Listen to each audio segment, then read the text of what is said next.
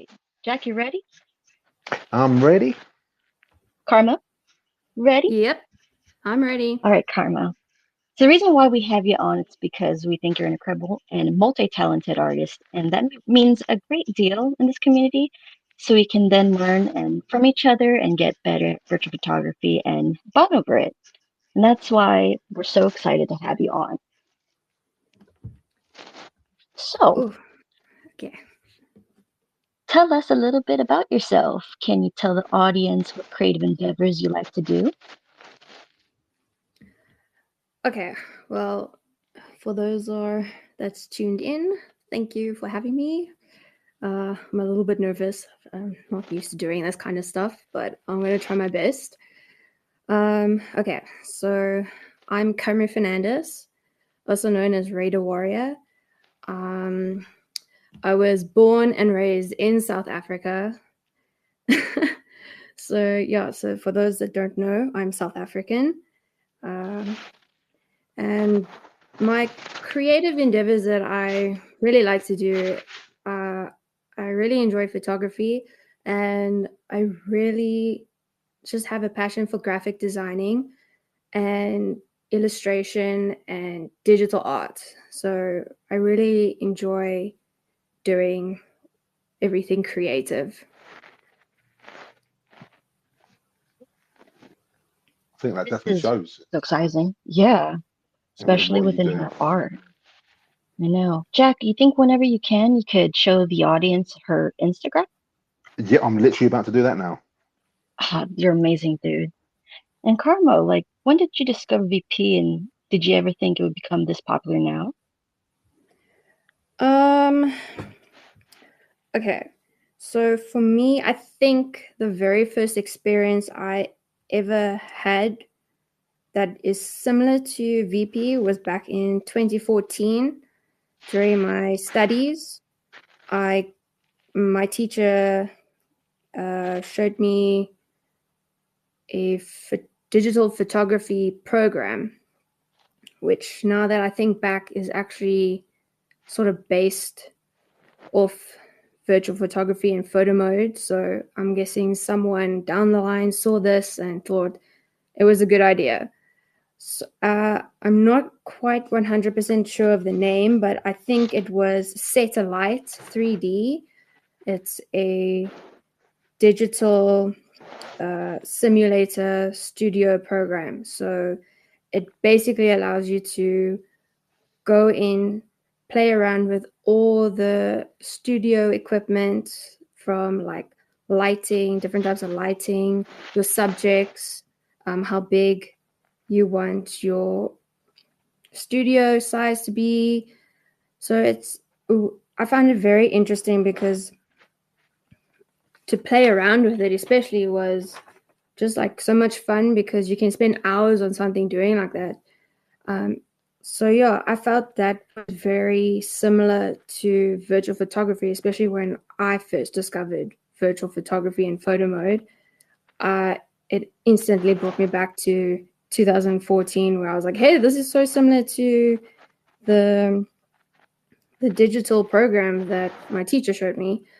So yeah, other than that, I think my very first experience, I would say, would be taking a screenshot back in 2016.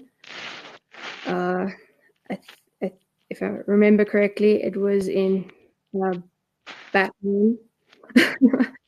um, and then from there, I really just, when I got um, Rise of the Tomb, I just thought like the areas and the locations were really beautiful. So I just thought, hey, why don't I just start screenshotting? Because unfortunately, Rise of the Tomb Raider doesn't have a photo mode. And then I did thinking that there were like photo modes in the making, and they're not very well known. So for me, um, on console, the very first photo mode was Infamous Second Son back in 2014.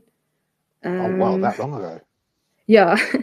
So that Wow. was actually the very, very first photo mode on console that Oh, you were allowed to take photos and export them and then do what you want with them. So that was from Sucker Punch Productions, I think.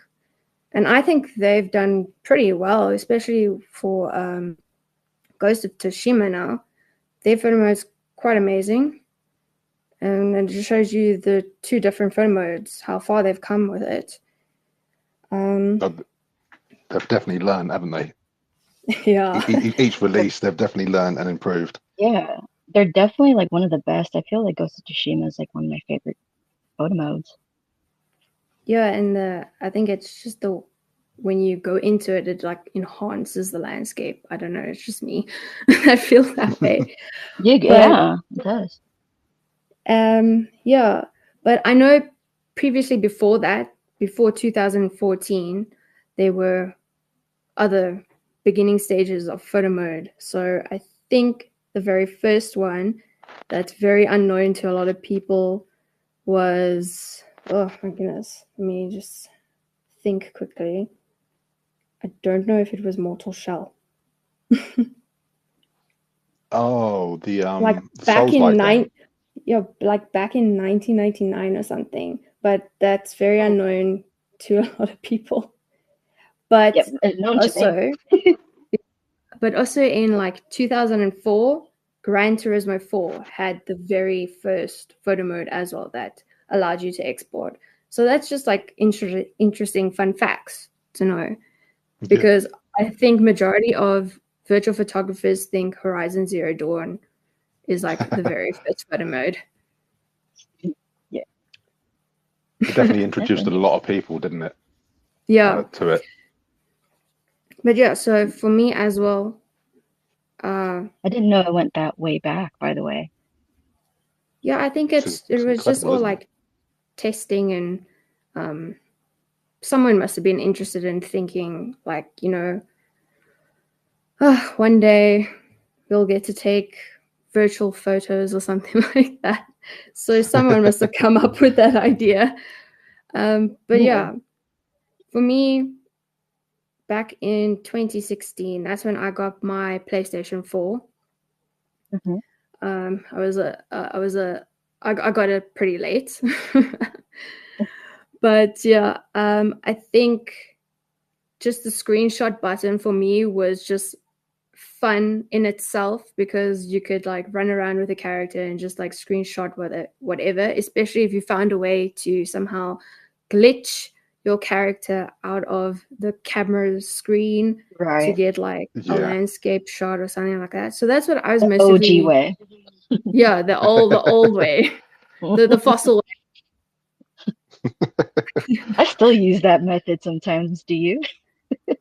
Yeah, I do, especially with games that don't have photo mode. And I'm like, why don't they have a photo mode? It's so easy just to quickly do an update nowadays, and there it is. But they refuse to, so they're Yeah, on even my if it's bad just a list. free cam. Yeah, yeah, yeah. Off the Christmas card list. I'll But bug yeah, any company for that. but yeah, yeah. So screenshot was my way of doing it, and uh, I think in 2017, I opened my Twitter account, and I decided to post like some of my screenshots. And back then, I thought I was the only person in the world that did it. I thought I was unique. But to my surprise, I found there was actually a handful of us. And I think back then it wasn't even called virtual photography. I think it was in-game. We would like say um, in-game photography, and like Screen captures or yeah, screen screen grab or captures something and like that, stuff. isn't it? Call it screenshots. Yeah, screenshot. And then back then, I think, yeah, there was like Gamergram and the Captive Hmm. Collective, I think, were Yeah. there, but they weren't like, Hmm. it was still very new. That's why I say it was just like a handful of us. So yeah, it's just amazing to see where it's gone to and how it's exploded. And now there's like so many community pages, and it's just like so many people. It's like crazy. But yeah, then Horizon Zero Dawn 2017. Sure, that was also a long time ago.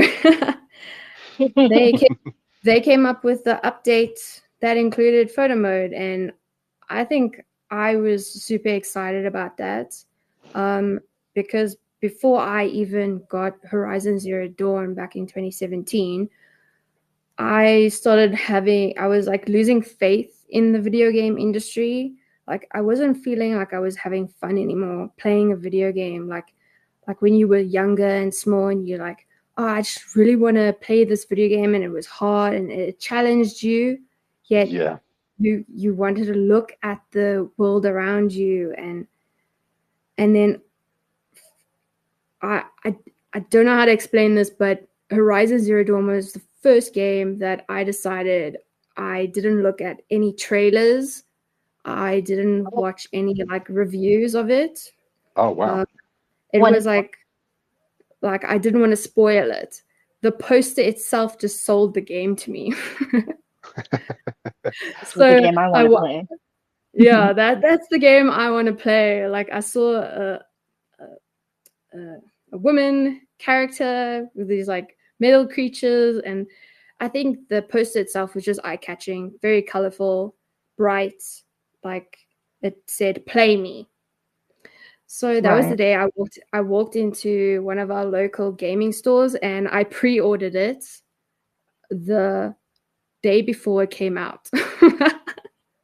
That's awesome. So there was like, the guy just looked at me and he was like, seriously? I was like, yeah, serious. I'm serious. Just pre-order it and Does I'll it come look pick like it up I'm tomorrow. playing? So yeah. And for me, Horizon Zero Dawn was the game that just made me enjoy playing video games again. Like it was open world. I could run around, look at things if I wanted to. And then the update came for the photo mode, and when I updated it and I opened photo mode for the very first time, I was like in shock. I think I was so full of joy, if we can put it that way.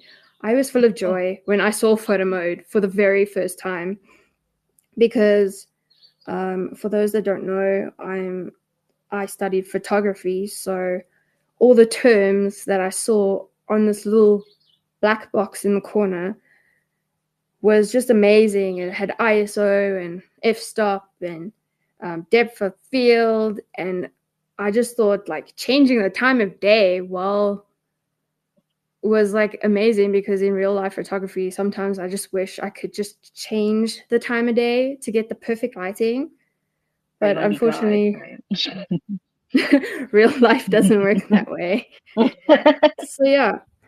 So I think that's basically my first experiences with virtual photography and photo mode itself.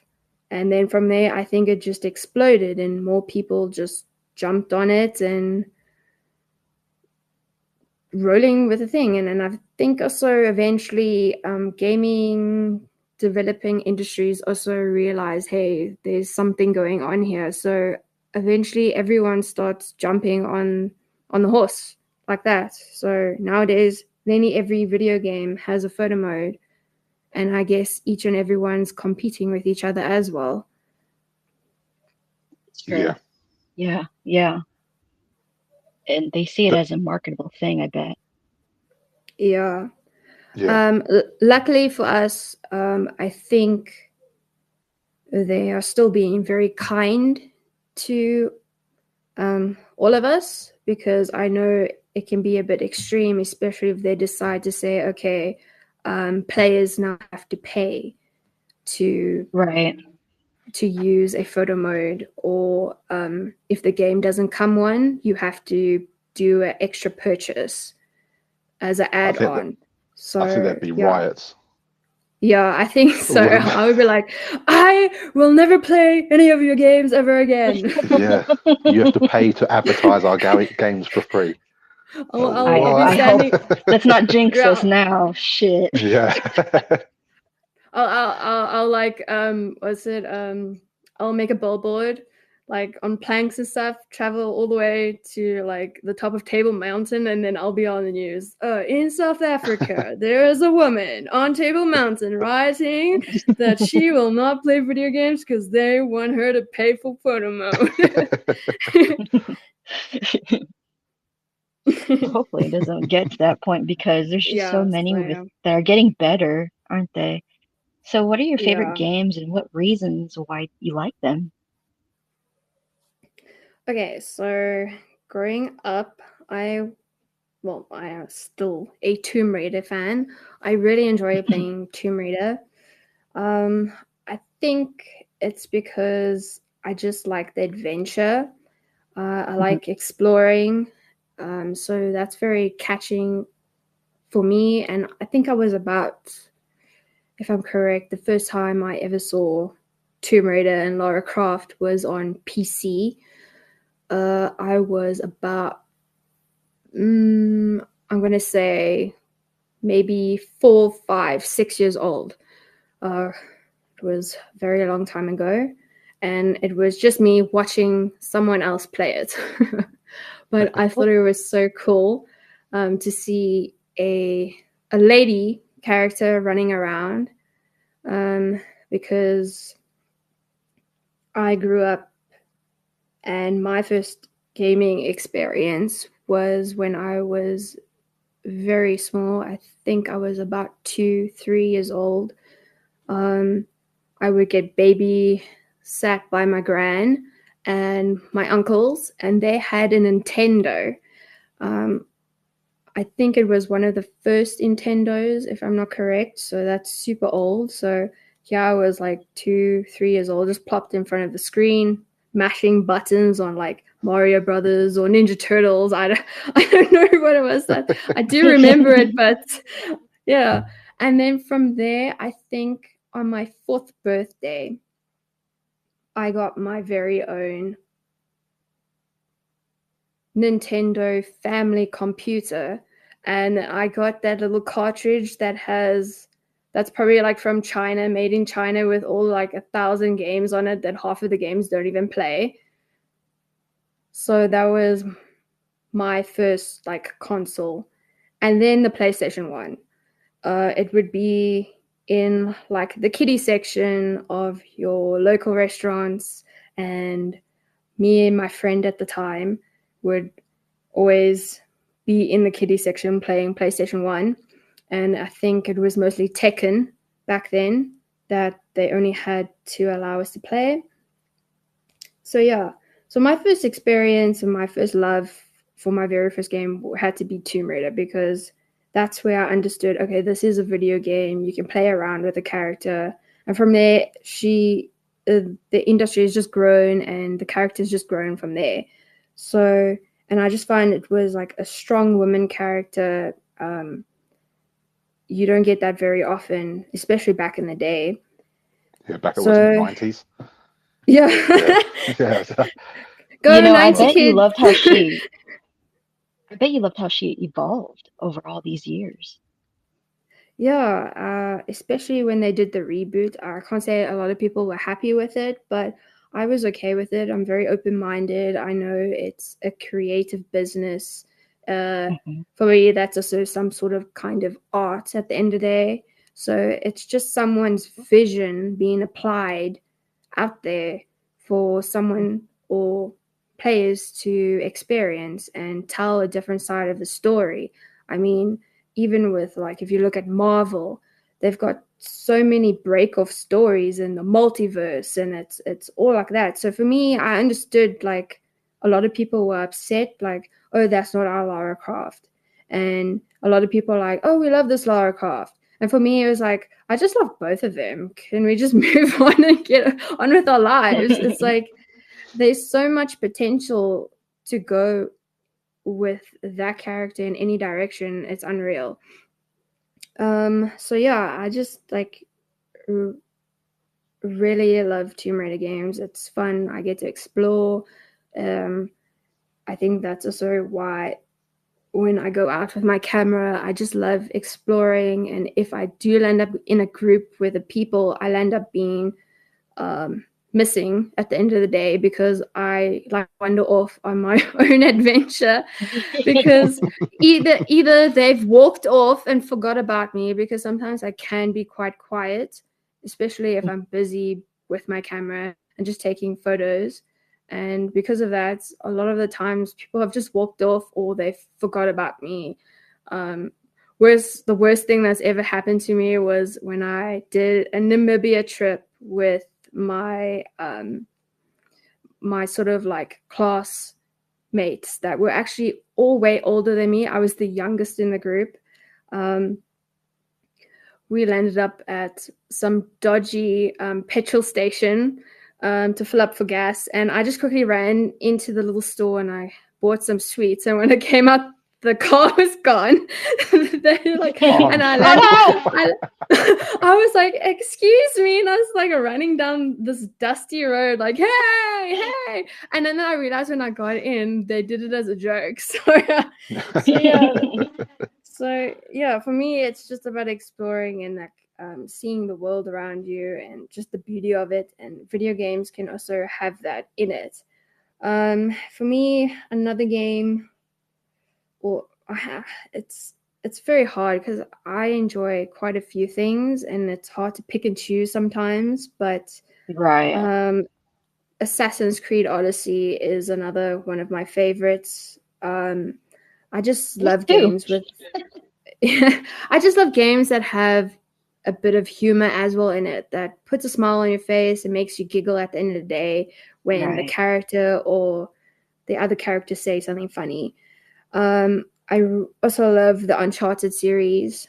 Mhm. Again, that's like sort of the like coming from a Tomb Raider to Uncharted, just exploring there and having Nathan Drake as an amazing character, which I actually think all the characters in Uncharted are very amazing and well done. I think my favorite one that I would like keep on replaying would be Lost Legacy with Chloe and Nadine. Yeah, my partner Um, loves that too. She absolutely yeah, adores that Yeah. one. I've yet I, to I play just that love one. Yeah. yeah, I just love the chemistry between the two characters and the humor, and Nadine being South African, which I think Laura Bailey did an excellent job in the accent. Um, Oh wow. yeah, so yeah, I just love that, and the invention and like the little funny remarks there and there. It just keeps you intrigued and wanting to play. And then, of course, pausing every 5 seconds, going into photo mode and taking photos, which for me is like, I don't think I've completed any video games because of photo mode. Because I you have I agree. It's so hard, isn't it? It's like it's a weakness of ours. yeah, it'll be like, there'll be like one day in the future, it'll be like, sort of a rehab for photo mode. It's like, no, we're giving you this amount of time. You mustn't press the pause button, and go into photo mode. Just don't do it. And then you see the person like, wee, bing, photo mode. It zaps your fingers. So yeah, it's like even now I'm playing Control Remedy, or Control. So yeah, Control, made by Entertainment and 505 Games. I'm Mhm. actually really enjoying that. I got it back in October 2023, and I still haven't finished it. Oh, no um, way. Uh, I Carmo. it's it's mostly because um believe it or not, I don't actually play a lot of video games like I used to. I Mm, normally do it maybe once a month if I'm lucky, because I'm busy or doing things. I'm mhm. busy creating, just trying to get that done. But it's very hard not to pause and go into photo mode, because every little section of the video game, there's so many possibilities of so many photos, and I see sometimes like people coming in and you just see they've just paused the game. However, they've stopped. Sometimes you see the character in motion. They don't give any like second thought about it, and then they hit the screenshot button, and then they post it. Where and then they go on and then they move on to the next thing. Where for me, I focus on a lot of detail. I like detail. I like lighting. I love shadows. You know, that high and low contrasting, those colors. So I like to incorporate that into my photos. So I normally pause if I see something I really like, and I actually move the camera in all positions, and I take like probably thousands of photos, just to end up maybe only having one that I like at the end of the day.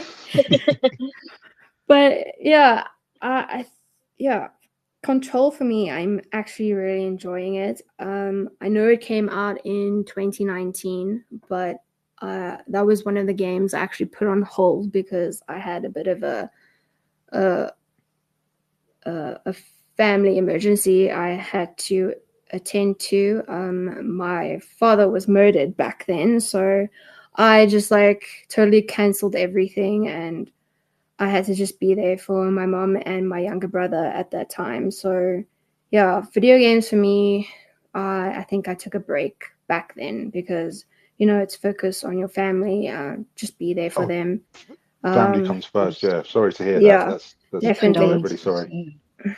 Yeah, and it's not like they're going to run away or anything. It's still there, you know. Right. You can, when you're ready, you can get back to it. So yeah. And then I think being in South Africa, the industry of gaming, it can be quite big.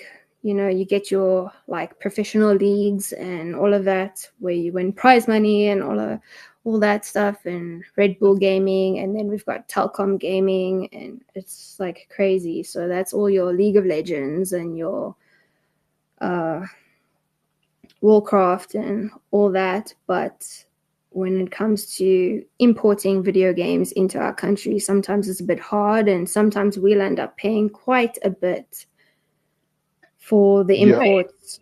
We I just was going learned to Because that ask about recently that. with a friend.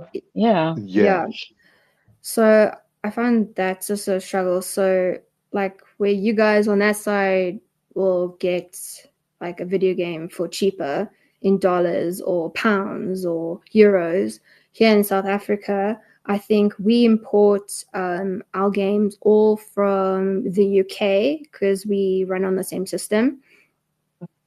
So we get our games from the UK, and yeah, because I guess because the pound is like 23 rand for 23 rand compared to it. It's very expensive when we have to pay for £1.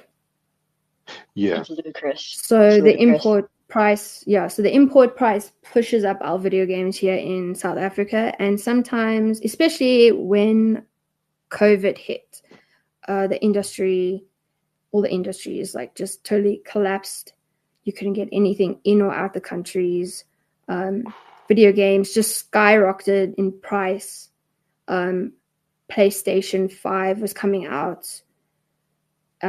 Overseas for us in rands was like 6,000 rand or or for a 7,000 rand PlayStation. for a PlayStation 5, if we did conversion. But when it came into our country, and because of the import price and everything, we had to pay like 16,000. So you could see the difference between if I import it from or get it off of Amazon or something like that, I would pay less than if I had to buy it in my own country. because of Wow. import and taxes and stuff. So it's crazy. It's about But yeah, £700. That's a lot of money. yeah, it is a lot of money. Christ. That's no joke. Shit. No, it's not. God damn. But yeah, so for me, Control, I'm really enjoying it now that I finally found a copy, because it's been literally missing off our shelves since 2020, 21, and 2022. Because they weren't importing games and stuff. So when I saw a secondhand copy of a pre-owned in the pre-owned section, I said, you know what, I'm just going to grab it because I can't find a new one. And I'm always one to make sure the quality of the discs are not scratched and everything. And to my surprise, this was so well looked after. It was unreal. I thought it was a bargain, and I grabbed it, and I'm busy playing it at the moment when I can, and taking as much photos when I have the time. And Okay. I'm just really enjoying the story, the characters. It's a bit crazy at some times, but Yeah. but You know, I you think, saying this, you're so appreciative of what you have because it's so pricey. So when you have it, you really enjoy it and take your time with it. So I respect that. yes, yes, that's me. You've just summed me up.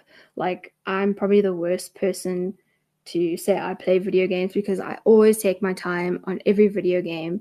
I've probably got a list that I can tell you of what games I haven't even finished, where other people have like played, finished it, and now it's like, okay, where's Carmo Fernandes? I'm like, I'm still at the beginning.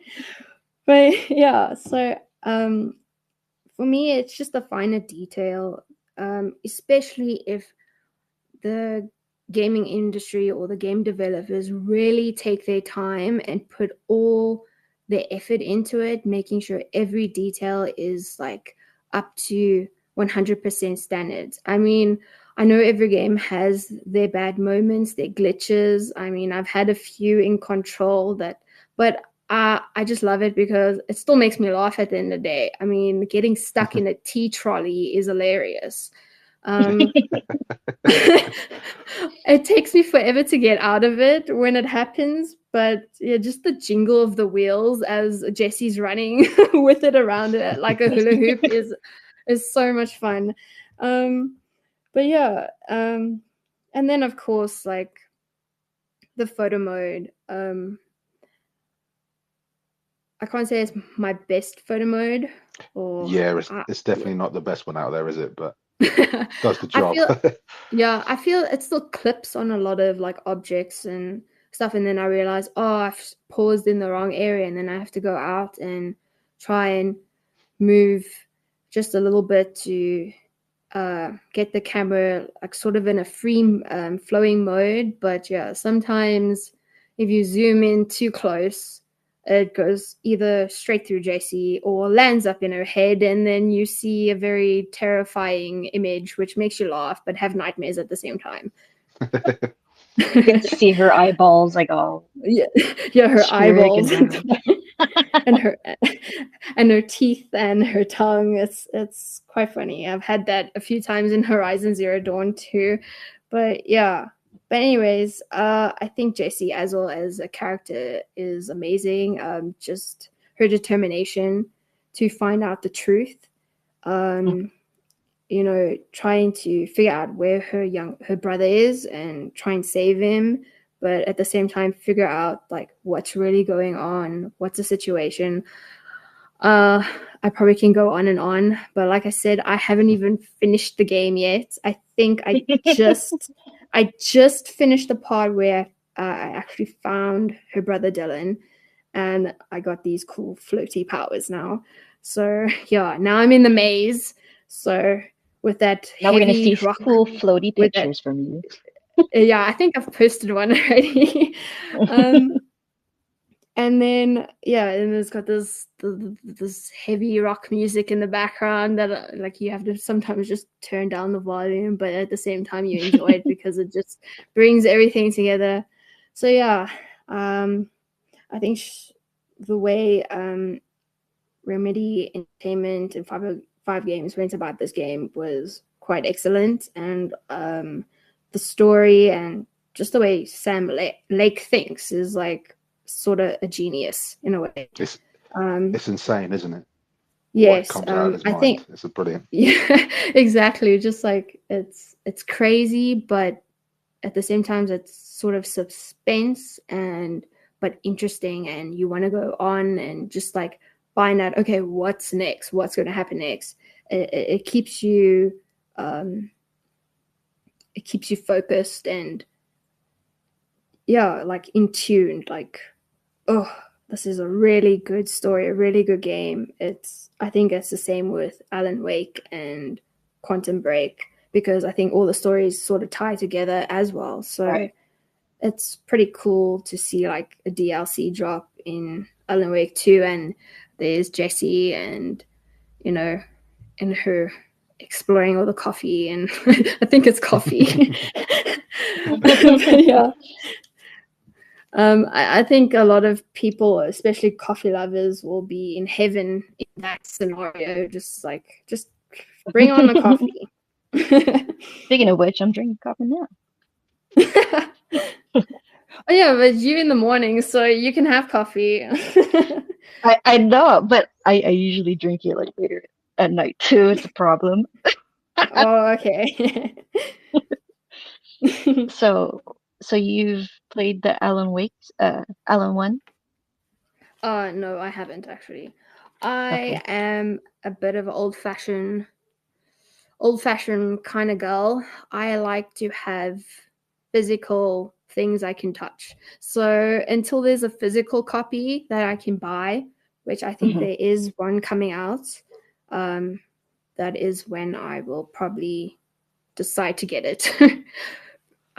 Because I feel, yes, everything's going digital nowadays, but Hmm. it just doesn't have that same feel. I Right. mean, it's like a digital magazine versus a real magazine that you enjoy looking Yeah, through. Like having it, It's just yeah, on your hands. like feeling it, and so for me, feeling it, like taking out the disc, putting it in like your PS5 or PS4, that for me is yeah, everything. And then of course, having, sometimes you get those cool tin covers, and just sometimes the cool extra stuff they throw in with a pre-order or something like that. It's just nice to have. Right. Yeah. You know what? It makes us think that we take so much things for granted in terms of gaming.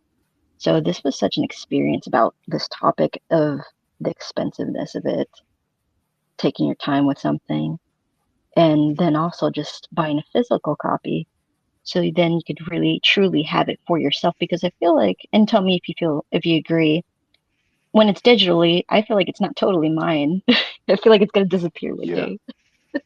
You know what I mean? like you Uh, like you wake up one morning and then you switch on your console or something, and then it's like, where's my game? yeah, that's happened Because before too. I think it's Sony that's done it. I think I don't know what game it was, but yeah, they've like taken it off, and then people are like, hey, where's my download? And then either they have to re-download it because your save files stay there. So yeah, I don't know what the story was about that, but yeah, it is a bit scary, especially if like the way the world's going now with AI, and people can just hack into the system so simply and easily. I mean, we've had that before on PlayStation Network before in the past, Right, you're where fucked if that happens to anybody, right? Like it yeah, takes a long time to just investigate. because now if someone's hacked into the system, you don't know whose information they've got.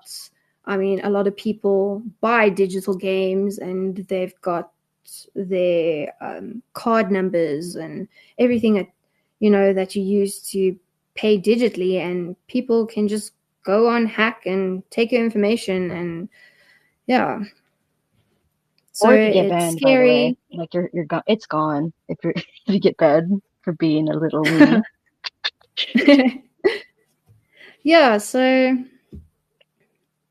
yeah, especially like if you have an account and you've got your little booklet or your information booklet where you write down your accounts and all your information in it, and your login information, and then your passwords and all of that, and then you go in and then it doesn't work, but you look in your booklet and you're like, but that's my password, what's going on? It's a little bit Right. scary. I think it's all over, even on social media. I mean, if I'm correct, even you got someone like making a fake account. Wild. It's crazy. I It's love like, that they chose the most like unflattering of pictures that I posted online. But and it happened to like three other people. Yeah, which is disturbing, but it just goes to show you have to be careful online. If you post yeah, yourself online, it's up for grabs, unfortunately. Like, but thankfully, though, I want to say to everybody that if you report these things, they do get suspended. That one got suspended. yeah. I think in the VB community, we've had a few incidents like of people just randomly going on an attack, um, really saying nasty things about uh, one another. And Hmm. I remember there was this guy, I don't know what his problem was, but he kept on reopening an account just to come and attack each and every one of us, and no one's done anything to him. It was like he just went on a rampage to attack and use horrible words and curse words. And it is like, I blocked each account. I think he opened about 5 or 6 accounts, and I just blocked and blocked and blocked. But at the same time, it's making everyone else aware and saying, hey, this guy's on here in our community, making everyone aware that just look out, he is attacking random people. And just like, get the community to rise up,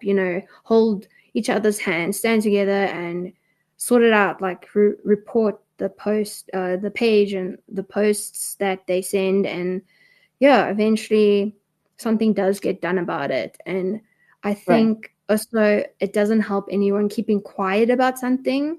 If Hmm. someone is attacking you, or you getting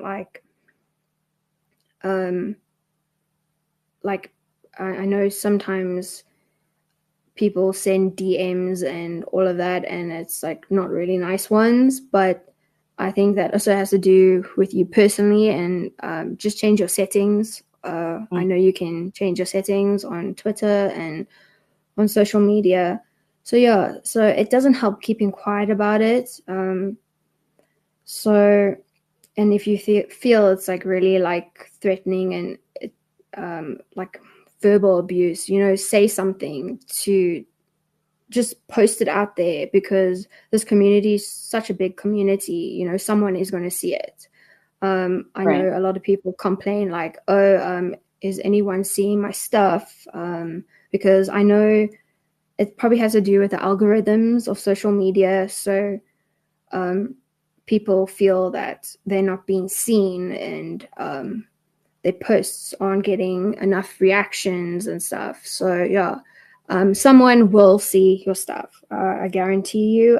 There is always someone out there that has a loving and caring heart, and they are willing to help you at the end of the day. Yeah, but it's also just choosing who you feel comfortable with. I mean, I've been in this community since 2017, and I feel I've just grown with the people I've started off with. And it's like you become sort of like a family at the end of the day that just understands one another, because you have the same passion and interests at the end of the day, and someone out there will help you. if you really do need help or just need to talk about something, there's always someone just to listen to you. Just Right. never give up hope, sort of thing. You're such a sweetheart. Let's. And the next question, by the way, Carmo, if you have not followed her and looked at her work, please do now because she's an OG of this thing. So we have a question, and you're a qualified photographer. That's amazing, and one of the reasons why we have you on, right? Getting a photographer's point of view in the VP space is important. What would you like to happen within the VP space? What would you want for the future of photo mode? Oh, okay. Intense questions.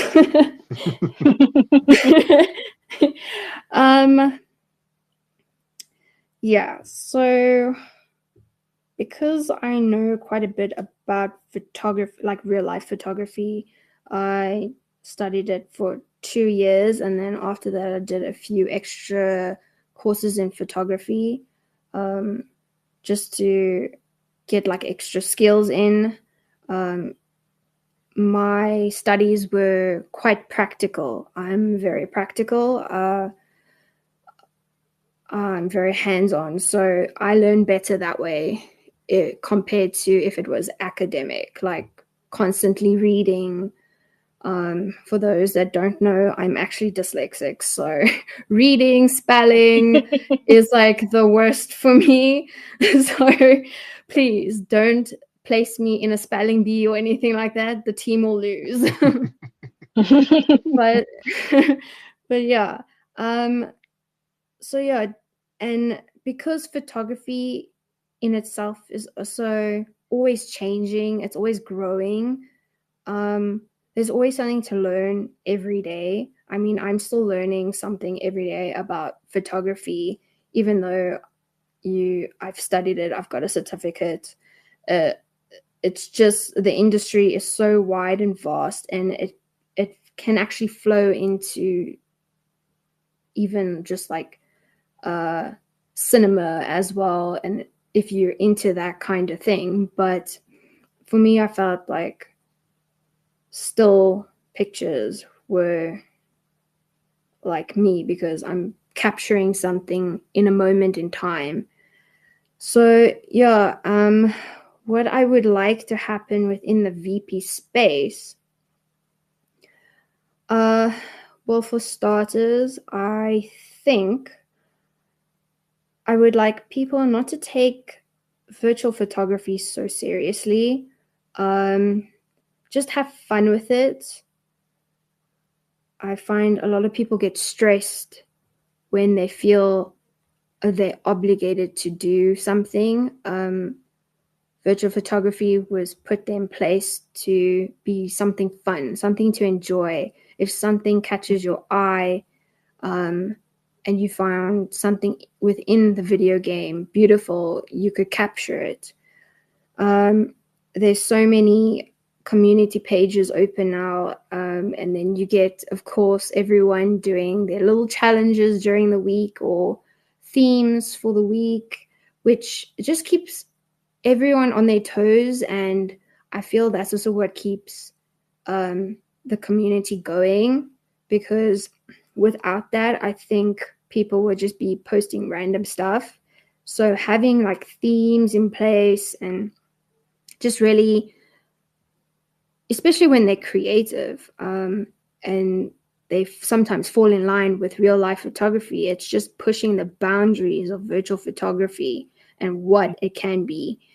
So yeah, I also think I wish there was more systems in place that protected your photos, because I know a lot of the time you get people stealing someone else's photos and then reposting them as their own. I mean, I've seen thousands of people do it where and it has a watermark on it of the person that took the photo, and they still try their luck. It's ridiculous, and sometimes I think it's a bit childish as well, because you're a human, you have a brain. You should know what's right and wrong. And it's just sort of like plagiarism at the end of the day. But I've learned that as well in just the real life photography scene. It's happened to me where someone on social media has reposted like my photo, and then they go write something with it, but they haven't tagged you or given you recognition. And when I go post my photography, I normally put a stamp, and I also put like a very light watermark over the entire picture, especially when it comes to Facebook, because Facebook for me is where all the problems happen. People just think they can take whatever they want. So yeah, that's what I do. And luckily for me, I've been able to catch that very fast, like say, hey, that's my photo, or let everyone know, or someone's actually let me know, hey, this has happened, I've just seen this, isn't this your photo? And I'll be like, yes, that's mine. And then I just go straight into like either blocking or like reporting them. So it's just that those finer things at the end of the day. I think I wish there had more like a system, like if X could just like maybe put like a lock on your photos, so you enable a lock that no one can download it. That would be something new to introduce. Yeah. So Because I yeah. know Instagram you can't download photos, can you? No, I don't think And you you can can. screenshot it though. Yeah, you can Right. screenshot it. Yeah. Yeah, but then the quality is really bad. So That's That's someone true. that reposts it, like crops the picture and then reposts it, is just like not thinking at all. It gets very technical if you learn about like pixels and quality at the end of the day, especially in photography. That sort of gets drilled into you from the beginning. So it's all about quality and pixels, your format and everything, because some formats lose pixels every time you open the image. So that was like really interesting to find out. So yeah, I think also, I think because VP is just constantly growing every day, I don't think anyone knows what to expect and what's going to happen in the future. I think everyone has their opinions and what they would like for it to be one day, or like, yeah. So I think because we are a community and we open with one another, I think everyone can just discuss these things and give their opinions of, oh, that would be nice, or this would be nice. And I think it's just great because there's so many communities out there that you can't even say anything. You can't, there's no respect for one each other. It's like their way or the highway, and that's it.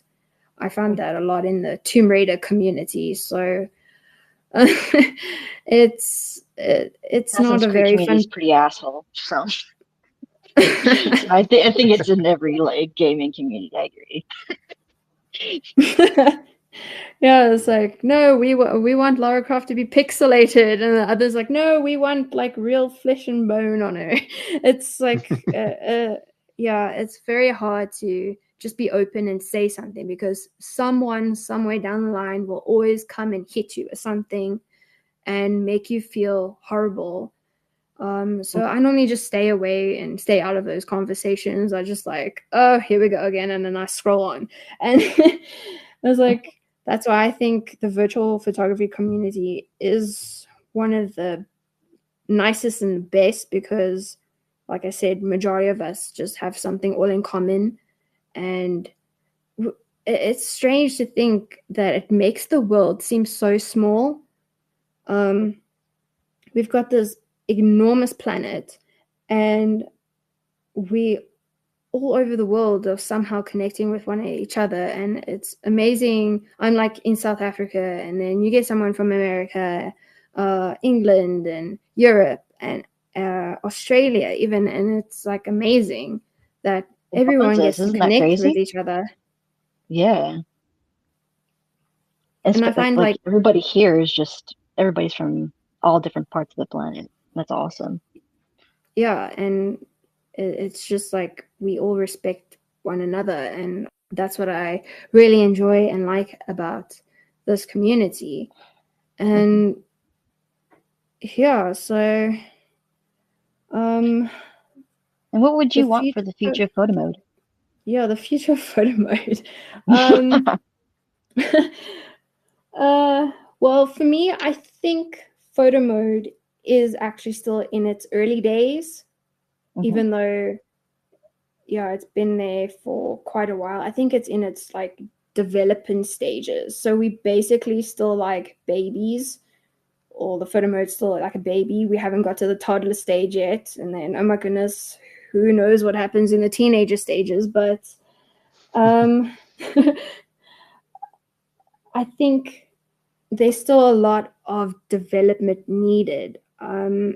I think it's not up to standard as in terms of real life photography, which I think it can get there. And I think that's what every game developer that develops their own photo mode actually wants to get, that reaction of, wow, this is like really looking real.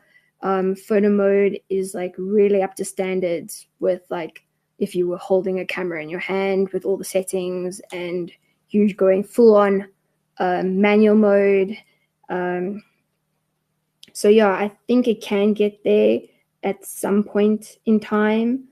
Um, um,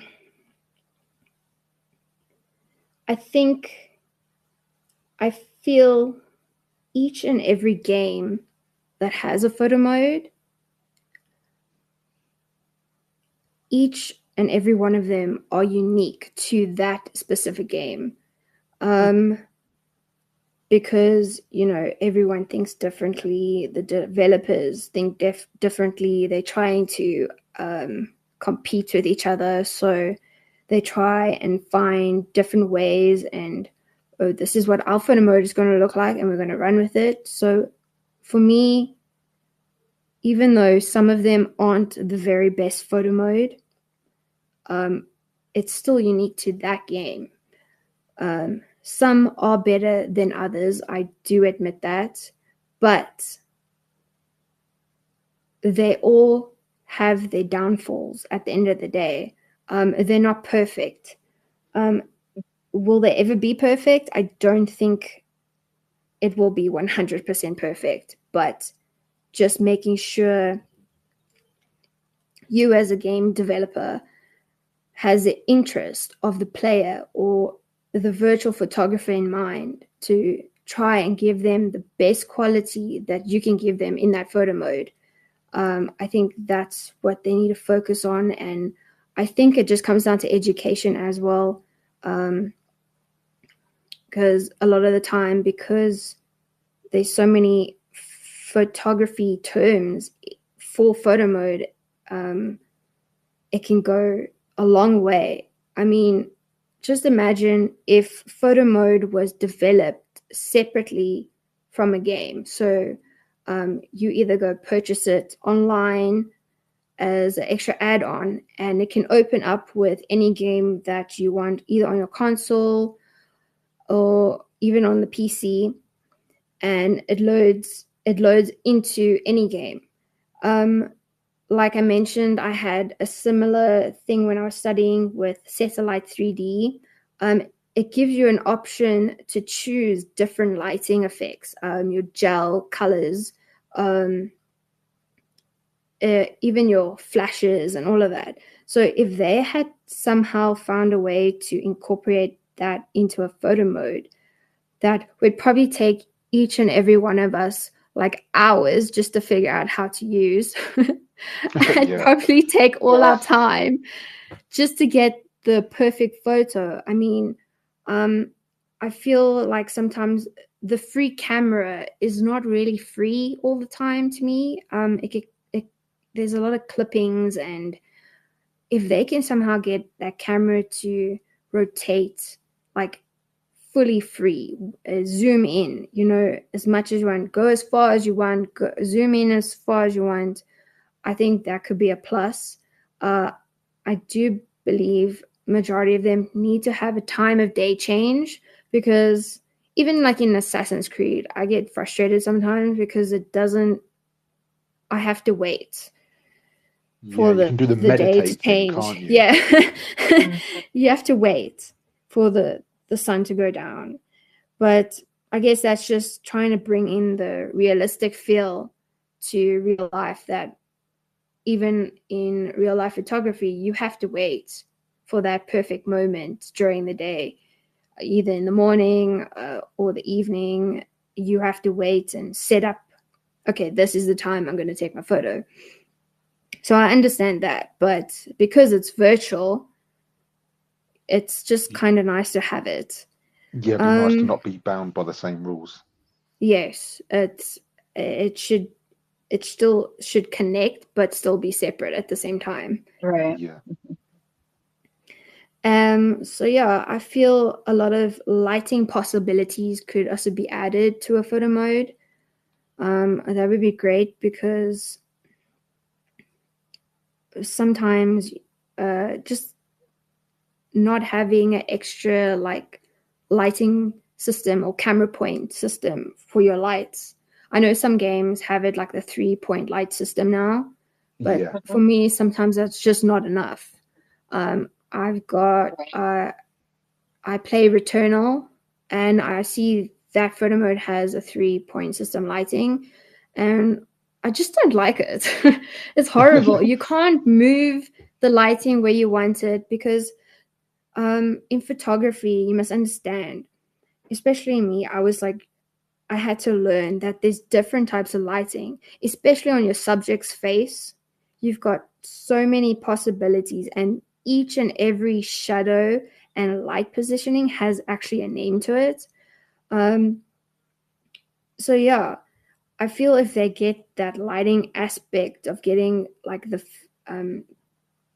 photography world shadows like they use in modeling and studio photography, I think that would elevate up photo mode as well, and just making sure that um,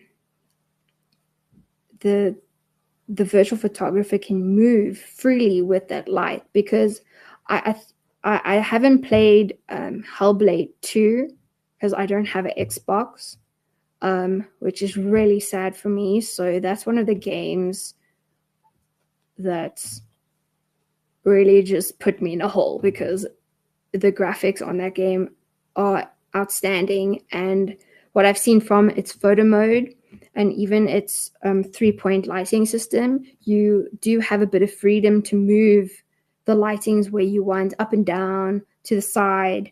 But I still think it is a bit of a cutoff where they limit you to its full potential. So I think if they start like really focusing on the lighting um, and the shadows, and I sometimes feel like the depth of field option in some photo modes are just really not up to standards. I sometimes struggle with that. I feel like my character's either way too fuzzy Yeah. around the It's such edges, a hit or because miss with the field. I agree. yeah, so like getting a pinpoint system somehow introduced into that. I know Assassin's Creed's got sort of a pinpoint with a little circle with a little cross on it to pinpoint like where you want your focus to be. But I still feel it's still very fuzzy, and there's not that fine line. Okay, it's perfect amount of depth of field. I still feel it brings like the edging, especially if you want your background to be fuzzy, right? I feel the character's edging gets clipped off somehow and goes like super fuzzy. Uh, Right. It's mainly the it, hair and stuff, isn't it? That really. yeah, and sometimes I feel it makes like a like light hit off of the subject somehow, and there's like this weird light aura around them, this Right. rim light that shouldn't actually be there. So yeah, for me, that's also something I would like them to fix or add and focus on for the future of photo mode, because it's just the finer details at the end of the day. You know what they should do? You should help out one of them companies and be like, all right, this is my photo mode. I'm gonna fix it. Yeah, that'd be great. Like a professional photographer's That'd be dope. input would be awesome. Hey man, it's Yeah, Shizanobi did it. exactly. Like you could do it. So, in my opinion. Yeah, So so that'd be a yeah, bit cool. awesome. So you're a self-taught artist and graphic designer. What got you into being a graphic designer? Uh, well, uh, well, when I was very young, I was always very creative. Um, I remember always having a little uh, pad or booklet with pens and pencils. You know, my mom always had those things around, lying around the house just for me to draw. Um, I would say when I was younger, I was more outgoing and stuff. Like, you would probably think I had ADHD or something, because here's this little girl in her Barbie dress climbing up a tree again. So I was very active. Majority of my friends were boys, because I just felt like they had the best games. Like, we would always end up playing Power Rangers or something like that. So it's just fun at the end of the day, exploring and, you know, just being a kid. So I was very creative. I always enjoyed, like, during class, painting, um, just making things with your hands. And then, oh, yeah, it kept me during story time. I would be like, I just love listening to stories and people's stories. So it, it's not to say that I loved reading stories, because it was very difficult for me. Um, I wasn't a very naughty kid. I was very quiet. So yeah, not always very outgoing. So like, even doing something like this, it's a bit like intense for me. Like, I was like super nervous coming up to this point, because it's something you don't do very often, because I'm normally a quiet person. I'm more of an introvert. I'm not an outgoing person. And for me, as well, as someone which like were like, well, why did you study photography if you're an introvert? Because, you know, majority of the time it's a man's world as well. So they're very like stern, and they'll be in your face taking photos, and Hmm. they'll be like, oh, stand here, do this. Like, where I was more reserved and I had more respect for people. And I, I can't say people photography is my favorite. I always dreaded it, especially like, I did a wedding once, and then I said, no, that's not for me. It's too much work, too many people. And then it's like, do this, do that. So it was crazy, running up and down. So yeah, I think it depends on what you like to do and what you like to shoot. So for me, like, nature and details and stuff is more for me. And then, of course, I always enjoyed going to an expo here and there. But yeah, growing up, I was very creative. I would always draw. Even during class, when the teacher's talking, I was like drawing on paper.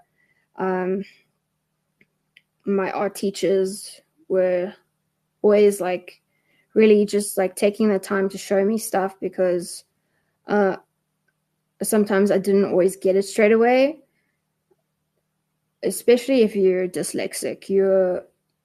It's not to say that you're slow. It's just it takes your brain a little bit longer to understand, you know, what's going on, what you have to do. And once you grasp it, then you just literally just fly and take off. And I think people see that with me, because it's like I've I've got so much talent that I don't even know what to do with it myself. And sometimes it can be a bit daunting and frustrating because it's like sometimes people don't believe in you that, oh, you can do this or do that, and you prove them wrong somehow. And then it's like, even like in the job space, it's like, please just like take a chance on me, I can do this stuff. You just need to be patient, and once I get it, I'll just buy, it's like having that loyal character, but being humble at the same time, not saying that you're better than anyone else. And I always thought I had that because growing up, I wasn't like the it kid, I was always hanging around with the kids with a bit of a disability, or the kids that were more quiet, the nerds, just the kids that were the outcasts, like the black sheeps. So because I always felt the other kids were like bullies at the end of the day, and they would put you down or like tease you all the time, and I was always teased majority of the time. So I think that's why I would also focus on my drawing and my art. I mean, you would find me always in the art class in high school, especially during my end year, my end years. I actually got into trouble once by my class teacher because I skipped I skipped my second language class because I landed up in the art class.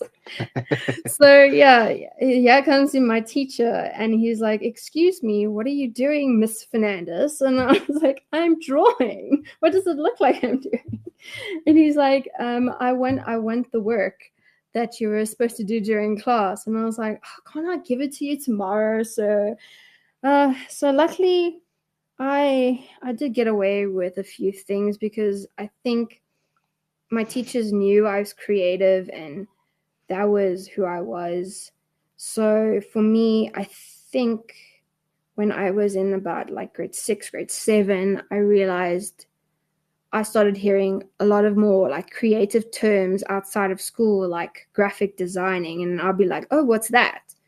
And then you would learn or hear someone talk about it. And it really drawed me to it because growing up, I had this love and this passion to see behind the scenes of movies and video games, like the concept art, the making of that game, that movie. It just captured me. And I always thought that artwork was always so beautiful because it's like nothing you've ever seen before. So I feel that's where graphic designing came in for me, because I know it can go into that way of illustration and concept art. And then graphic design goes into more like business. So you're creating like posters and designing booklets and business cards. And then eventually it can go into web designing, which I haven't touched on because I just feel code is a bit like daunting to me. Just as scary. Yeah, all these like symbols and stuff, and then it's like, I don't know, it's a bit weird. So I always just stuck to more of the creative side, where like clients would come to me and ask, "Oh, can you design me a poster or like a pamphlet?" So I always seem to be doing that kind of stuff, and that's where majority of my income comes in, is from graphic designing. I self-taught myself everything that I knew. When I was studying 2 years, I did get the basic teachings of Photoshop and Lightroom and all of that, because as a photographer, you need those extra programs if you want to enhance your photos or just do something extraordinary and more creative. Especially with like double exposure, or like you just create something new from a whole bunch of different photos and you mash them all up together.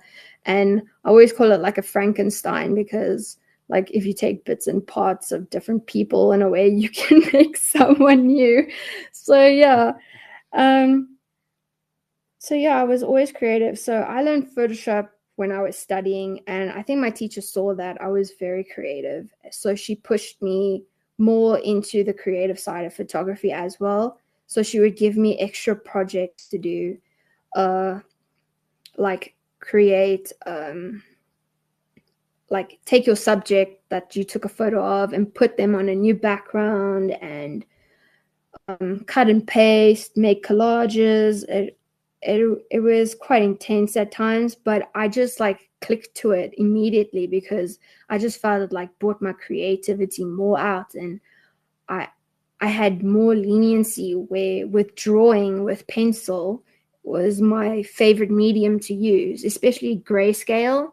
I wasn't into colored pencils or anything like that, and it just killed me when you put so much time and effort into drawing like a lion, for example, or the subject in front of you that your art teacher tells you to draw with such fine detail with a pencil, and then she goes and says paint over it. It killed me every time, and I just couldn't stand it. I was like, you're ruining my See, artwork.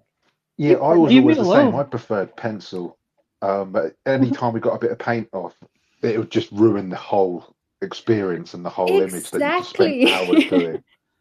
And It's, yeah, it's you know art classes, they have that powder paint that you have to mix yourself in those yeah. Yeah. little round circles, and it goes all crusty, and the paintbrushes are so thick. And I was the kid longest standing at the paintbrushes because I had to go find the finest brush I could find, because then I knew I could still save some of the detail I had put in with my pencil.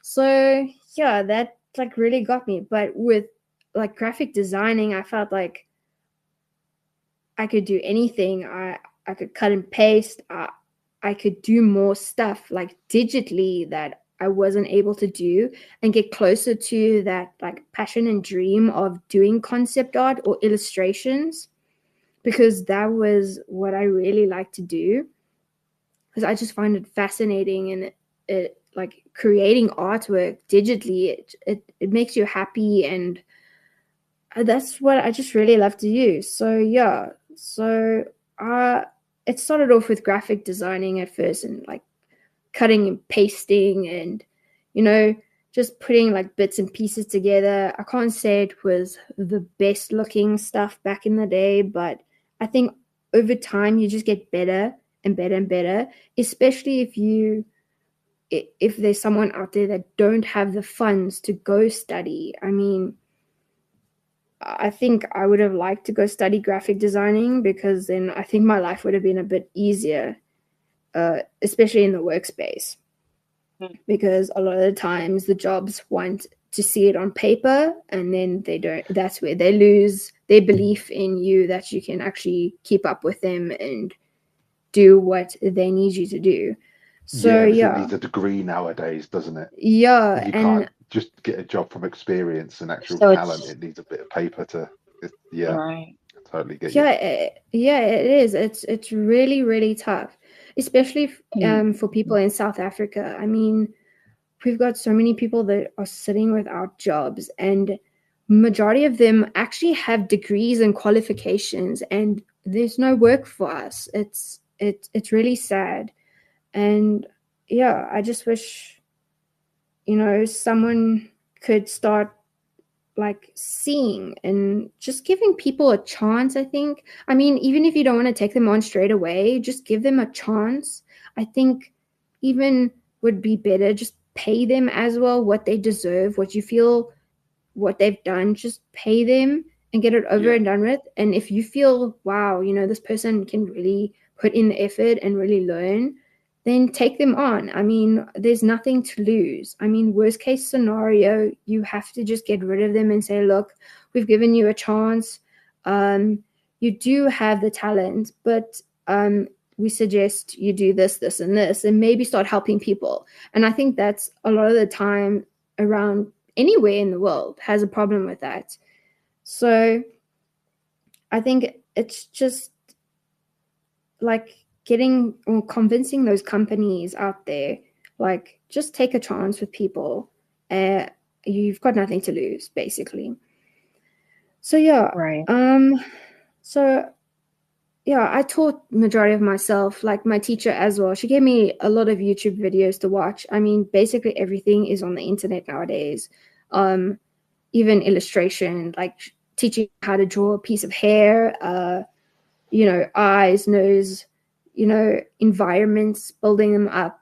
A lot of digital artists use photography, real life photography, to build their backgrounds and their environments for game developers. I mean, I know if you look at Naughty Dog's concept arts of the environments of Uncharted and even The Last of Us, it looks so realistic. I think it's because they use actually real parts of photos, and then eventually you apply like your paintbrushes over it to give it that art feel. So I was always interested in that, and I think that's why I sort of just decided to start teaching myself and applying myself, because it's like, what do you have to lose as well? So yeah, so maybe one day I will get to study it, but yeah, rather teach yourself than rather not do anything. So like I say, every day I'm learning something new, even in photography. So yeah, that's why I think graphic designing has a wide range. And then it's gone for me more into illustration as well. So I've done like unique illustrations that you've never seen for book covers. And then I've done a book Be cover. sure to put that on the comments so people could see, because I saw it not long ago and I thought that was Uh, incredible. I've Yeah, already done it. Yeah, it's on it's in my the space. I think it was on Instagram that I posted that, because I find Hmm. like Instagram, you can sort of go back, Hmm. it's like they're sitting there on your page, where Twitter is like people lose interest scrolling to a point and that's it, where Hmm. Instagram is more like a clipboard sort of effect. So it's sitting there on your page and you don't have to go that far, or you've got your little, I don't know, your timeline circles at the top. So yeah, it's just applying yourself and practice every day, I think.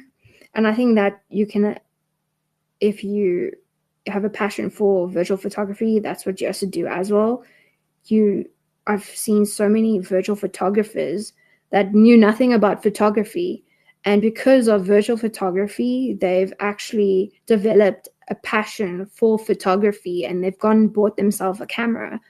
And just to see them go out into the real world and take photos and try different techniques, and you can see they really just want to learn, is just amazing to see someone grow from being a virtual photographer and just going into a bit of real life photography. It's amazing to see at the end of the day.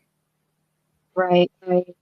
Whenever I got into virtual photography, I didn't know if I was creative at all.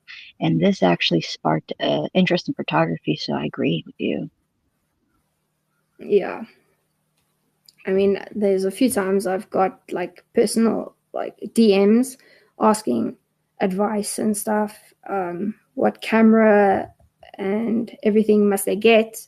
Just like the basic advice, because I feel in the real photography space, it's such a big industry, and the top guys and women that are like, they make photography their life, their main business, their job. They don't, they stingy. I don't know how other way to put it. They're stingy. They don't like giving out advice because they feel I struggled to get where I needed to be and be on the top. So you need to do the same, instead of just opening up and just like really helping someone give the advice. And I found that's what I tried my best to do. I didn't want to be like them.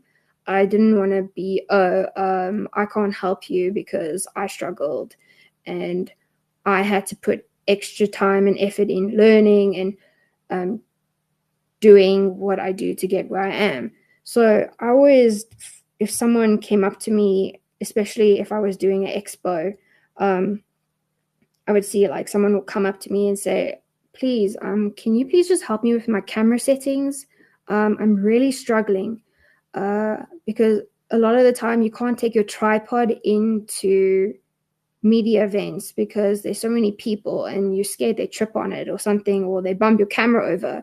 So there's certain settings you need so that photos don't come out blurry. So I would always like, okay, this is my settings. Do you know where your settings are on your camera? And I would stand there and wait until they figured it out, or I could help them see where the settings were on the camera. So that's who I was, and that's who I still am, I think, to this day.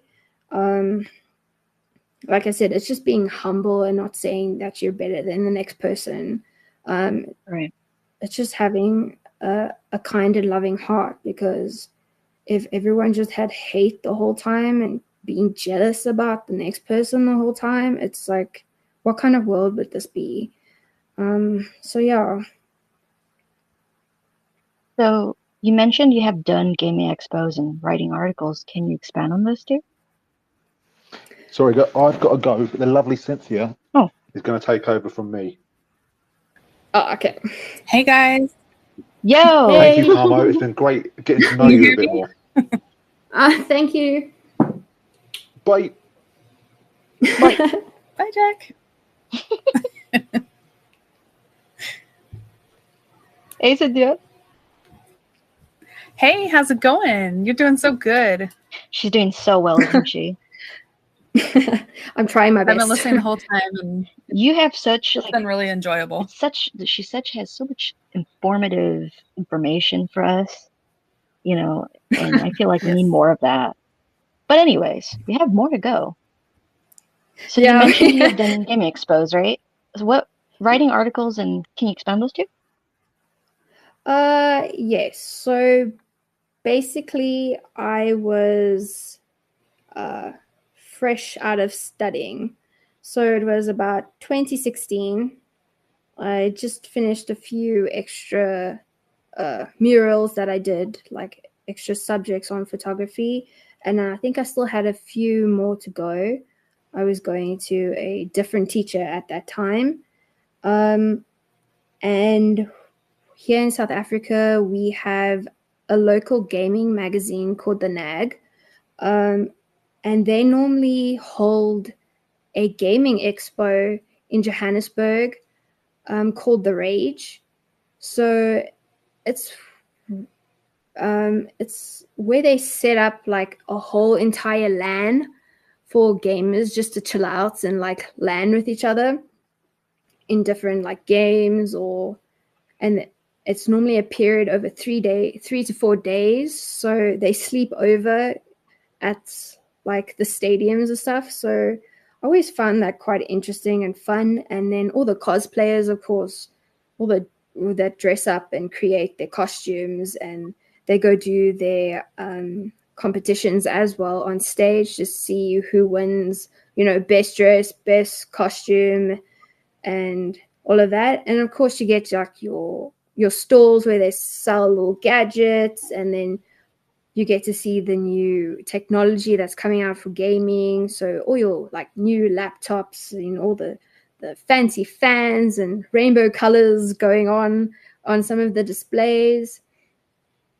And yeah, sometimes they would do some really great things, like if people were interested. So there was even like a little introduction course to coding, or like basically coding for video games or apps or stuff. So they would get someone in and like teach you the basics just for like an hour or so, and then you could either sign up or like get their contacts, like where they would go to college and stuff. It was to get the young generation like involved. It was also more like finding what they like to do and if they want to take it further. So a lot of colleges would also go to these gaming events and set up their section to say, hey, come join our college, we do this, this, and this. So in the end of 2015, they announced that they were going to bring the Rage for the first time to Cape Town. So I got really excited because Johannesburg is quite far away from Cape Town, and a lot of the time, you know, you grow up and you see these expos and you really want to go to them because they just look like fun. So I was very nervous at the time, and I told no one of what I was doing. Till this day, I don't even know how I got an email that I sent the email to. So I ended up sending an email saying, hi, I'm just like new to finishing my photography studies, and is it possible I can come in somehow and be part of media to take photos of the expo that's coming to Cape Town? So I wrote an email like that, and I don't know who it got sent to. I don't know who saw it, but eventually, you know, after a couple of days, like no response or anything, you get a bit despondent. Like, I think I made a mistake sending an email to these top people that have been in the country leading our gaming, one of our biggest gaming magazines. And one day, out of nowhere, I realized I got an email back saying, yes, we would love to have you. And I didn't know what to do after I read that. I think I even went to my mom. I was like, Mom, I don't know what to do. I'm like in total shock. This just happened. They said I had to be here at this place, a certain place at this time and date, which they landed up booking at our main like casino area in Cape Town, Grand West Casino. So there's a lot of potential there. They've got this big massive space and for like a whole area where they could set up all their stores and stuff. So so I decided to go on the time and day, and I remember I was so nervous. I was like total fresh from photography. So it was very daunting to me because I know the media space and the people in media can be very harsh and tough. So, and because for me, that area also wasn't like going by yourself isn't always safe, especially in South Africa. I'm not going to lie to anyone. But I think anywhere around the world, it's not safe, especially if you go on your own. So I ended up asking my mom if she could please like come with me on that day. And we landed up there, and there was a whole meeting with a whole bunch of people from all over the place, different media groups and news outlets. And it was just like crazy, but like an experience at the same time. And they would speak, and then you were allowed to ask questions.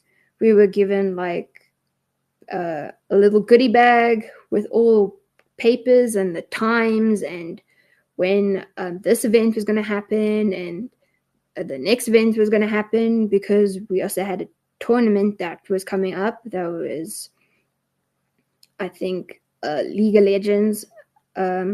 So you would even have like your Sony PlayStation tournament going in the one corner, and then you would have that quiet box set up where the teams sit in and they talk to each other playing League of Legends, and you're not allowed to even like go near it. It's like total soundproof, so they can just hear one another as a team to beat the next team. So yeah, it was quite intense, but fun and a learning curve at the same time. And then, of course, you had all your little shops and your gadget shops. And then I was so quiet during those meetings because it was so new to me. And the person I was assigned to was a woman. She was one of the head of the NAG magazine. She basically ran everything, if I think about it. And I was so nervous walking up to her the first time. And before I could even open my mouth, she said, are you the young lady that emailed me? So I was like, yes. And then she's like, okay. And then she asked me a whole bunch of questions I couldn't even answer. Like, have I done this? Have I did this? And I was like, no, I've just finished. This is all new to me, and I thought it would be an experience to come and do this, just to like learn something new, because I've always like seen it from afar, and you can't go, and I thought it would be nice to buy a ticket and just enter the event as a normal person. But I thought sometimes as a normal person, you can't walk into that certain room or that certain event that's happening and you can't take photos of it. And I also felt if I didn't have something hanging around my neck, some of the big cosplayers wouldn't even give you a second thought or chance to ask them, excuse me, may I please take a photo of you? So those kind of thoughts were always in my mind. So I just explained to her and everything. And I said, well, I don't have this and that available at the moment, but I can do this for you. So it landed up being, I think, 4 days, full days from like 8 o'clock to like 5, 6 o'clock, even 7 o'clock sometimes. So like running up and down. And what was so nice about them, they actually gave me 3 press passes. So I could have one, my mom could have one, and then I ended up taking my brother with. So luckily it was like over the holidays, the school holidays, because at that time my brother was still at school. So he really enjoyed that. I think that was also an experience for him, just to be behind the scene in the media room. And yeah, even though I ended up like giving him my camera bag to carry everywhere. so I guess he had a job at the end of the day, but it's always nice to be in a group because I found there were so many different varieties of people, and sometimes some people are dodgy. So being a female in that photography industry can be a bit daunting, and sometimes they take advantage of you, or they're just like in your personal space because they don't understand boundaries and stuff. Just having someone else there that you can just talk to and be open with was kind of nice. And I guess at the end of the day, it was like a family experience, if I can put it that way, and just an eye-opener for all of us. So I became their Facebook photographer for the 4 days. So I would run around taking photos from morning to evening. And when I was done with my section of photos, I would go sit in the media room that they had set up for everyone, especially. And I remember I was sitting at one of the tables, and right behind me was the interview section where they would have a couch and all the news outlets would be interviewing, big names and famous gamers in South Africa. So that was also cool just to like listen to while you're busy, like just making sure all your photos are correct, because indoors is sometimes 1 or 2 photos can be blurry. So, and then I would have a USB stick. I would download the photos on a USB stick, and then I ran to her name was Lauren, and I would give her the stick, and I was like, here's all the photos for this day. And then she would download them, and she's like, thanks. And then she would post them all on Facebook. So that was my very first media, like being a media photographer. And I was like so sort of chuffed because you get those little cards that you get to hang around your neck and had your name on. And I was like, I'm going around. I'm Carmo Fernandes. I'm a photographer. So it was just fun at the end of the day, but a lot of hard work. And I think from there, there were other expos in Cape Town, like something called Edge. I applied for a media pass there on the web, and I just instantly got in. So, and then I realized, oh, because I did this and I did the Rage in Cape Town, that actually gave me a foot to get into the next expo and the next gaming expo and the next one. So even though I didn't belong to a media house, I was just posting photos on Facebook or like in the cosplay community. So yeah, it was interesting and fun to do. So yeah, I did the Rage, I did the Edge, I did something called FanCon and Comic Con. So yeah, and then I stopped. I stopped in 2019. I didn't apply for the 2019 one because, like I said, I had family obligations, and I just and I even remember shutting down one of the big name cosplayers. She asked me, she's like, I would like to book a photo shoot with you. And I said, I can't do it. This is a really bad time for me. I've got a funeral coming up. So it was just being like open with everyone and saying, I'm not going to be there next time for this event, because the cosplayers eventually also start to get to know you. I had a lot of cosplayers, especially girls and women, that said they felt very comfortable having a woman photographer around, because sometimes the men photographers would be very intimidating, because majority of the time, you know, some of the costumes are very elaborate and revealing. So I understood where they were coming from a woman's point of view, you know. So yeah, it was just good to hear that kind of feedback, that they felt comfortable, they start to get to know you. And I always did something I always went at the end of the day and did something creative with my photos. So I would choose a few new comers into the cosplay around, and I would put them on a background that they dressed up as a character. So if someone, for example, dressed up as I got a Mikasa question for you from about that though. Whenever yeah. you were in here, like in these things, did you ever want to just to cosplay yourself, or have you ever? uh, I think I wanted to, but I never did, because I just felt it was like I didn't know what character to dress up as, and I didn't want to be like in the spotlight at the time. I wanted to be the person just like taking the photos. So for me, I never actually cosplay at those events. I just went as me with my Yeah. camera. You know, I went to these.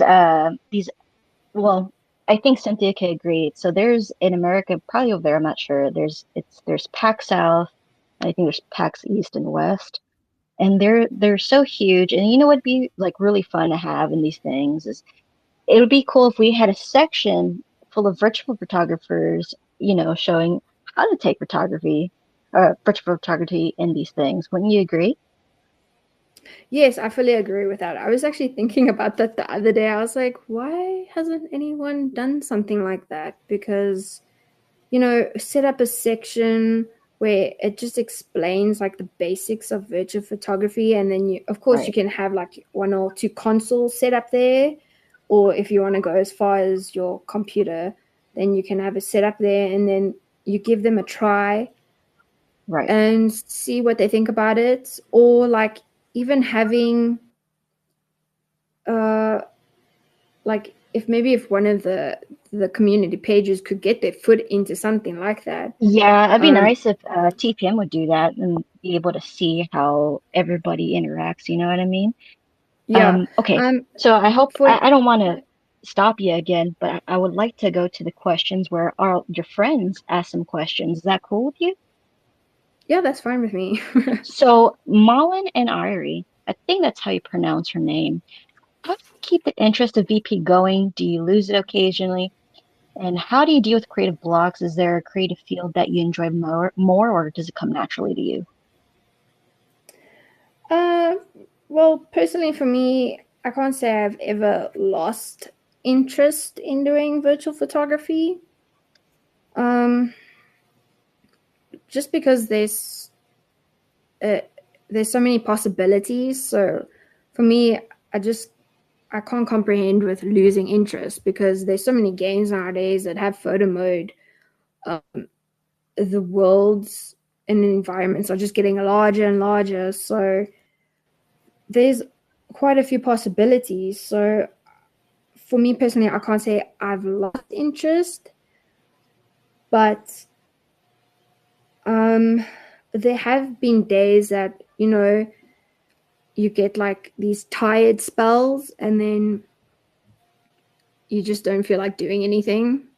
And Right, those are the days I realize, okay, I need to really just listen to my body and like really just listen to yourself and say, okay, I need to rest. So I right, think rest is key. There's no obligation for you to do virtual photography. You're not obligated to participate in every theme or um, or hashtag that's out there, because there's quite a few. Um, I feel if you somehow losing that interest in it, then maybe just take a break. Maybe you just need a bit right, of a break, a rest to recuperate, get your energy up. Um, just right. listen to yourself. I think that's the main key. And I feel if that doesn't help, then maybe virtual photography is not really the thing for you. But also I Especially if it feel, stresses you out, right? Like, I feel like if it becomes damaging to your mental health, it's not worth that type yeah, of pain. it's It's it's not supposed it's to be yeah, painful, like you mentioned. it's supposed to be fun. You're supposed to be enjoying it. Um, Right, I think a lot of virtual photographers coming into this think, oh, if I do this now and started, they realize, oh, I'm getting followers. I'm getting so many likes and numbers, all these high numbers. I think they go into it thinking it's a number game, and it's not. If you're thinking that way, then this is definitely not for you at all, because followers, the number of likes that you get on something, that doesn't make you. That doesn't make you a good virtual photographer. Um, if you really enjoy doing this, if you really have a passion, if this is something you love doing now and again when you play video games, then that's what you must focus on. right, Why are you focusing on, oh, what are people going to say about it? What people are people going to like it? Um, right. I think the numbers and the likes come eventually over time. I mean, I've been in this since 2017 and I don't have like major followers. I don't, sometimes I even just get one like on a post I do sometimes. And Hmm. it's not focusing on that. If that's what, if I have a passion for this, you just post it. If one person sees it, one person sees it. Who knows? You might inspire that person to Yeah, try and like do something else, like get into it and be creative. The only other thing I can suggest is if you do get a bit of a block, um, take a break, but also maybe learn a bit more. So maybe take photo mode, deconstruct it, and take a section at the day and say, okay, what's ISO on photo mode? What does that even mean? What does depth of field mean in photo mode? Just start with the basics and build yourself up. And then, because photo mode and virtual photography is digital and a virtual like world and reality, you have no idea how it ties in with normal photography. in that creative side. So even just go and Google like photography terms or themes, and just see, maybe something sparks something in you that, hey, I really like that style, or how that person did that. Let me try and go into photo mode and like try and recreate that. So, but for me, basically, I can't say I've lost interest. I've taken a break from virtual photography quite a few times. So if you see me disappear, it's not because I've lost interest or I don't want to do it anymore. It's just I'm taking a rest. I'm recharging myself. It doesn't mean I've stopped thinking about virtual photography. It's like in the back of my mind, I'm like, oh, what can I do better? What can I do to bring my photography and virtual photography together? How does this affect that? So basically, yeah, it's just knowing yourself Yeah, and not I looking agree, at. and I think that's why you're healthy at that way of being, because it, like you mentioned earlier, having this break, you know, it keeps interest going. It will always be there for you. It's not going nowhere. There's no race, and I think that's very much a good advice. Yeah, I don't think this will just like roll over and die for Right. any reason, because there are so many people that are doing it. So Mhm. yeah, it will So still Kath has be a there. question, by the way. I'm sorry, it Okay. makes me laugh, and I think you'll love it, right? She's like, and Yeah. most stupid, Team Marcus, Team Lucy, or Team Ghoul? Okay. Okay. So, Team Marcus, Team Lucis, or Team Girl? So, if we're referring to the TV series, which I think she is, I would have to say Team Lucy, but also Team Girl, because I think for me in the show, they were both big like characters. Um, you were following, I think his name's Cooper. Cooper's story of like finding out where his family is. That's his main focus. And I think they made his character kind of strong. And I just love the way they portrayed the ghoul in the TV series. But Lucy, for me, is a very strong character as well. She's very brave. I mean, she's lived a whole life.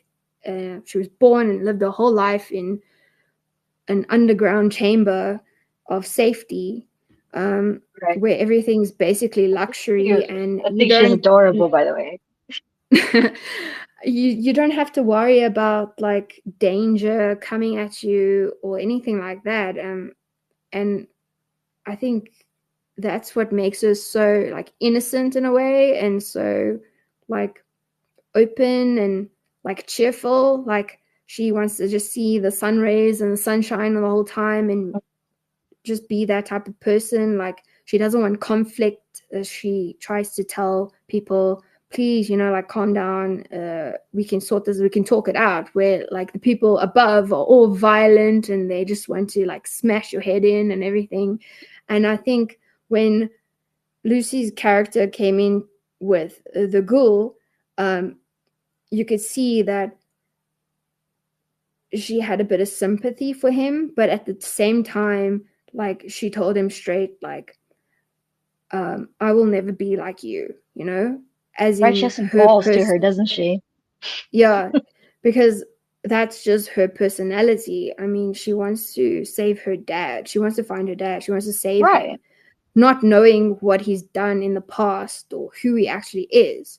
I think that was also the twist at the end of finding out, oh my gosh, this is what her dad did. And, and then her brothers was also like left behind. But just having the bravery and stuff to go out into uh, a crazy world like that would be very intense and very like daunting, but she seemed to pull it through and just breathe and put a smile on her face and say, "Okie dokie, what's next?"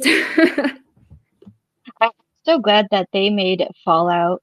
They incorporated the game very closely to. I mean, they incorporated the series in closely to the game because I feel like they do terribly with that nowadays.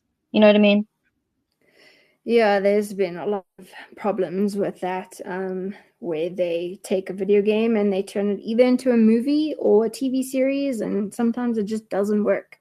I think Right. because they don't listen to the fans, and I think they're trying to get their point of view across and not actually really focus on, let's try and get it as close as possible to the video game that the people actually enjoyed and loved. For me, I there's a few movies that just don't really work. But sometimes you have to have an open mind, and I've come to the point where I will watch the movies based off of video games and stuff, and just sit and have an open point of view, because I know it's a director and the writer trying to create their point of view and their way of telling a story. So it's just, again, like realizing, okay, they're trying to like show us something different. Like, it can be this way, it can't. And sometimes that can make or break these series and stuff. But for this one, I feel it really made it, because it was just like to the T, like, Right. and they incorporated like the finer details as well. Like, you're like, hey, I know that. And for me personally, just watching it, I was like, hey, I was actually in that house at like my travels in Namibia. So it was actually exciting for me to see the places that they shot at. And I think it could just tell you that it shows you my attention to detail. So I look at everything as a whole. And for me, it was exciting because I was like, hey, I was there at that exact same spot at the ghost town. And it was just fun to see this happening. So yeah, it's just another different point of view and creativity that people try and put forward in these TV series and movies. You know what other TV series I know you love and I know Cynthia loves right now? What's Cynthia, where that? you at? Uh-oh. I know what you're going to say. No, do it. No, no, you go ahead. It's your No, love. I want to hear. Okay, well, first of all, this is my question to you. Reiner or Sasha? Sasha. Rhina. Potato girl. Potato girl. Yes, Yeah. potato girl, 100%. You heard her feel. Nah, that's. I bet you Cynthia's like, nah, Reiner's mine.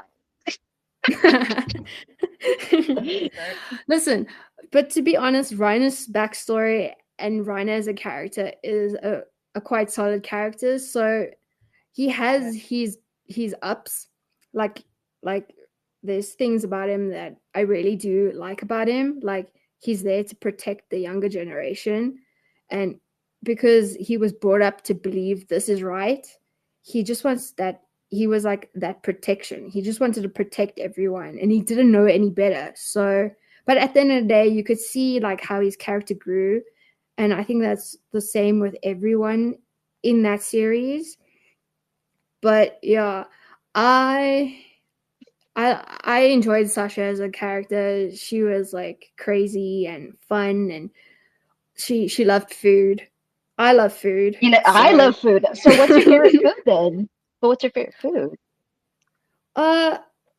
My weakness is pasta. Probably like a lasagna or something. Cool thing that you said that. There's a girl named Dr. Dex M here, and she's Italian. She knows what a good pasta is. Now, what kind of pasta? That's the question. You said lasagna, right? Well, it depends what kind of pasta. It depends on what pasta I want to cook, what type of meal I want to cook. If Mm-hmm. I cook a lasagna, of course I'm going to use lasagna sheets. Uh, Sometimes I go over the top and I do make my own pasta because I feel it's just better. It tastes better. It's fresher. It's like light and fluffy. It's just like it fills you more. I don't know what they're doing to pasta nowadays at the shops. It's like plastic or something. Well, unfortunately, I eat a lot of plastic. Dex would probably shoot my kneecaps off, but that's what I don't think I've ever had like actual homemade pasta. I need my experience to just be blown. But yeah, Okay, I have another question for you, okay? I'm okay, so okay. sorry to cut you off, but No, it's this is okay. another one by Kath, okay? And this is actually a pretty curious one. This she said, "Why did you pick your nickname for Twitter?" The Uh, Raider Warrior. Raider Warrior. Hmm. Well, why did I pick my nickname? Okay, so for me, that's sort of like my my gamer tag. Like, that came back also in 2016, I think. Um,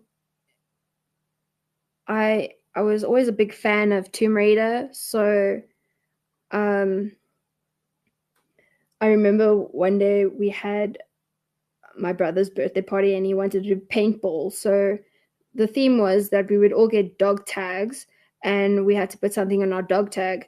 So I just automatically said, "Can you just put Raider on my dog tag?" Because I was a big fan of Tomb Raider. So they just put Raider on there. And then one day I decided to get my foot in and write for a local gaming magazine called New Game Hmm. Plus, and I would write articles for them. So that's just another step and milestone for me, especially being someone who grew up being dyslexic.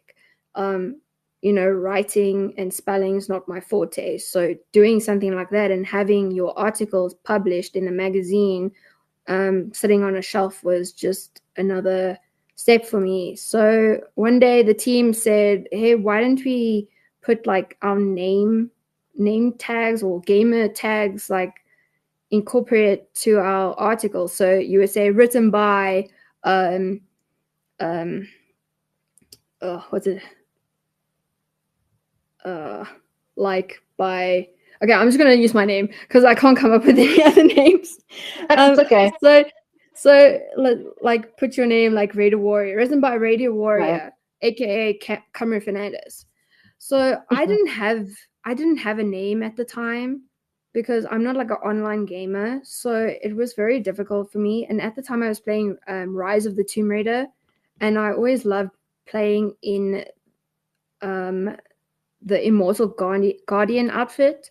I just felt like it made her look like a warrior. And I Hmm. remember one night I was like, "Oh, what am I going to send the editor as my name?"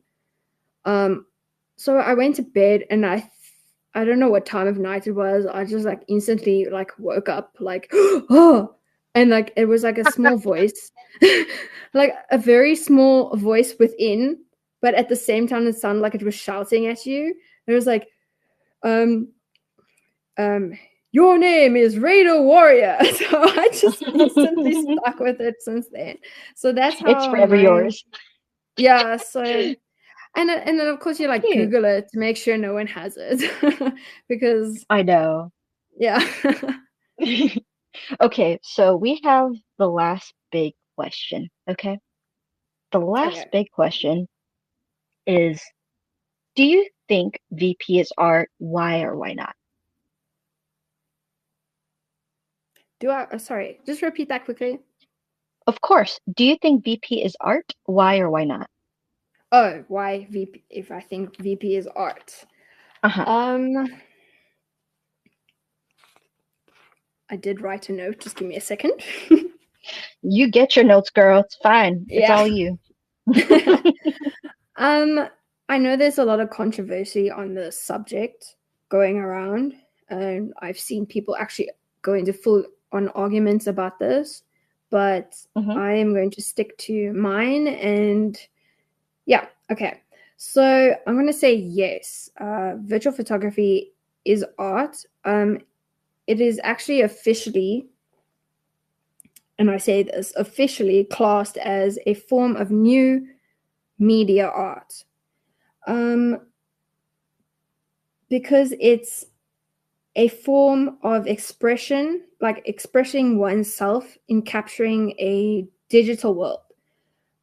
So like in real photography, you're producing a unique image. I know a lot of people will say, oh, the virtual world is not like real life photography. And they say the developer is the artist and a virtual photographer is not an artist. But if you look at everyone's photos, not one photo taken is exactly the same. Even if they took it in the same area, the same position, not one photo is exactly the same. Everyone's is different. Right. So, like photography, VP can serve many purposes, I feel, in that way, and have many factors. It can tell a story, it can document something, make you feel emotions, just if you really capture the emotion of the shot within the virtual world. Ultimately, you're capturing a certain moment in the video game, in that time space, which is just art at the end of the day. You have to use your creativity to do virtual photography. I don't think it's just like a pause and shoot moment. A lot of us actually put a lot of time and thought into creating a shot. We take our time finding the right position for our character, the right lighting on our character, or what, depending if we want to do landscape or architecture, or find just detail or go total abstract. You put a lot of thought and creativity in it, so why wouldn't you call it art? So I know. Yeah, I agree. I mean, like, whenever I first started with the screenshots, well, I used to call them screenshots. I call it virtual photography. No one probably don't shoot me with an arrow. Okay. I I used to call it screenshots. I never thought this was going to be serious. Never thought. I thought it was, in fact, I never brought it up to nobody that this is what I did. But it started to get serious when I started posting on Twitter. And and then that whole argument is it is art, it is not art. I think the fact that we're like people argue about it makes it art because art's supposed to like elicit something, right? Emotions, feelings, disagreements and stuff. What do you think, Cynthia? If you there. I only heard half of that. I've had it just keeps cutting in and out for me a lot, so I'm missing Oh a lot no. of the conversation. Okay. You'd have to repeat it. Sorry. So do you so do you think VP is art?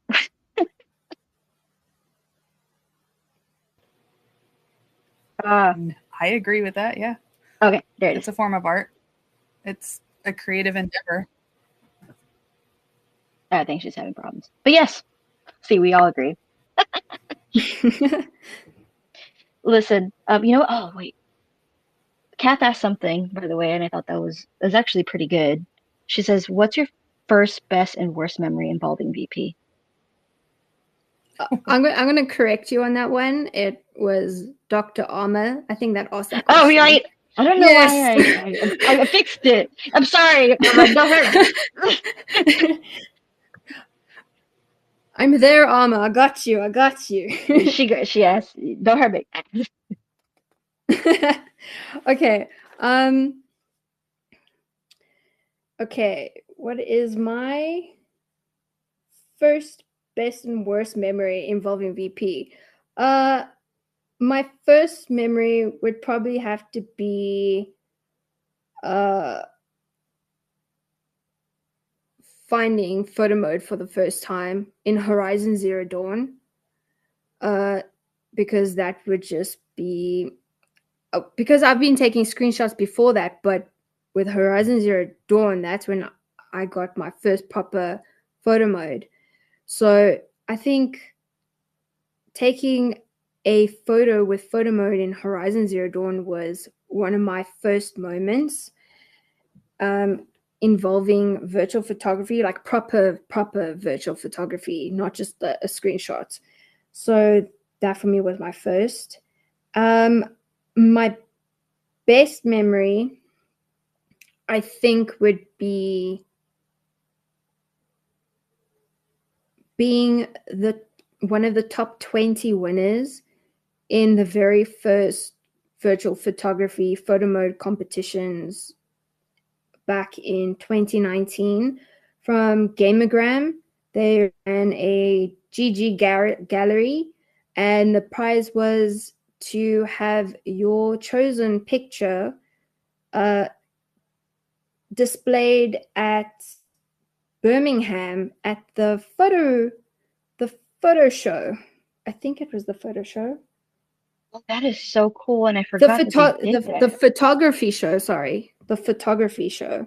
So that was like a really big wow for me because I normally don't win competitions or get chosen for anything. So just having one of my shots that I took in Horizon Zero Dawn, I think it was just a bunch of trees, but the way I captured it, I always like to incorporate light. So I had the light filtering through the trees.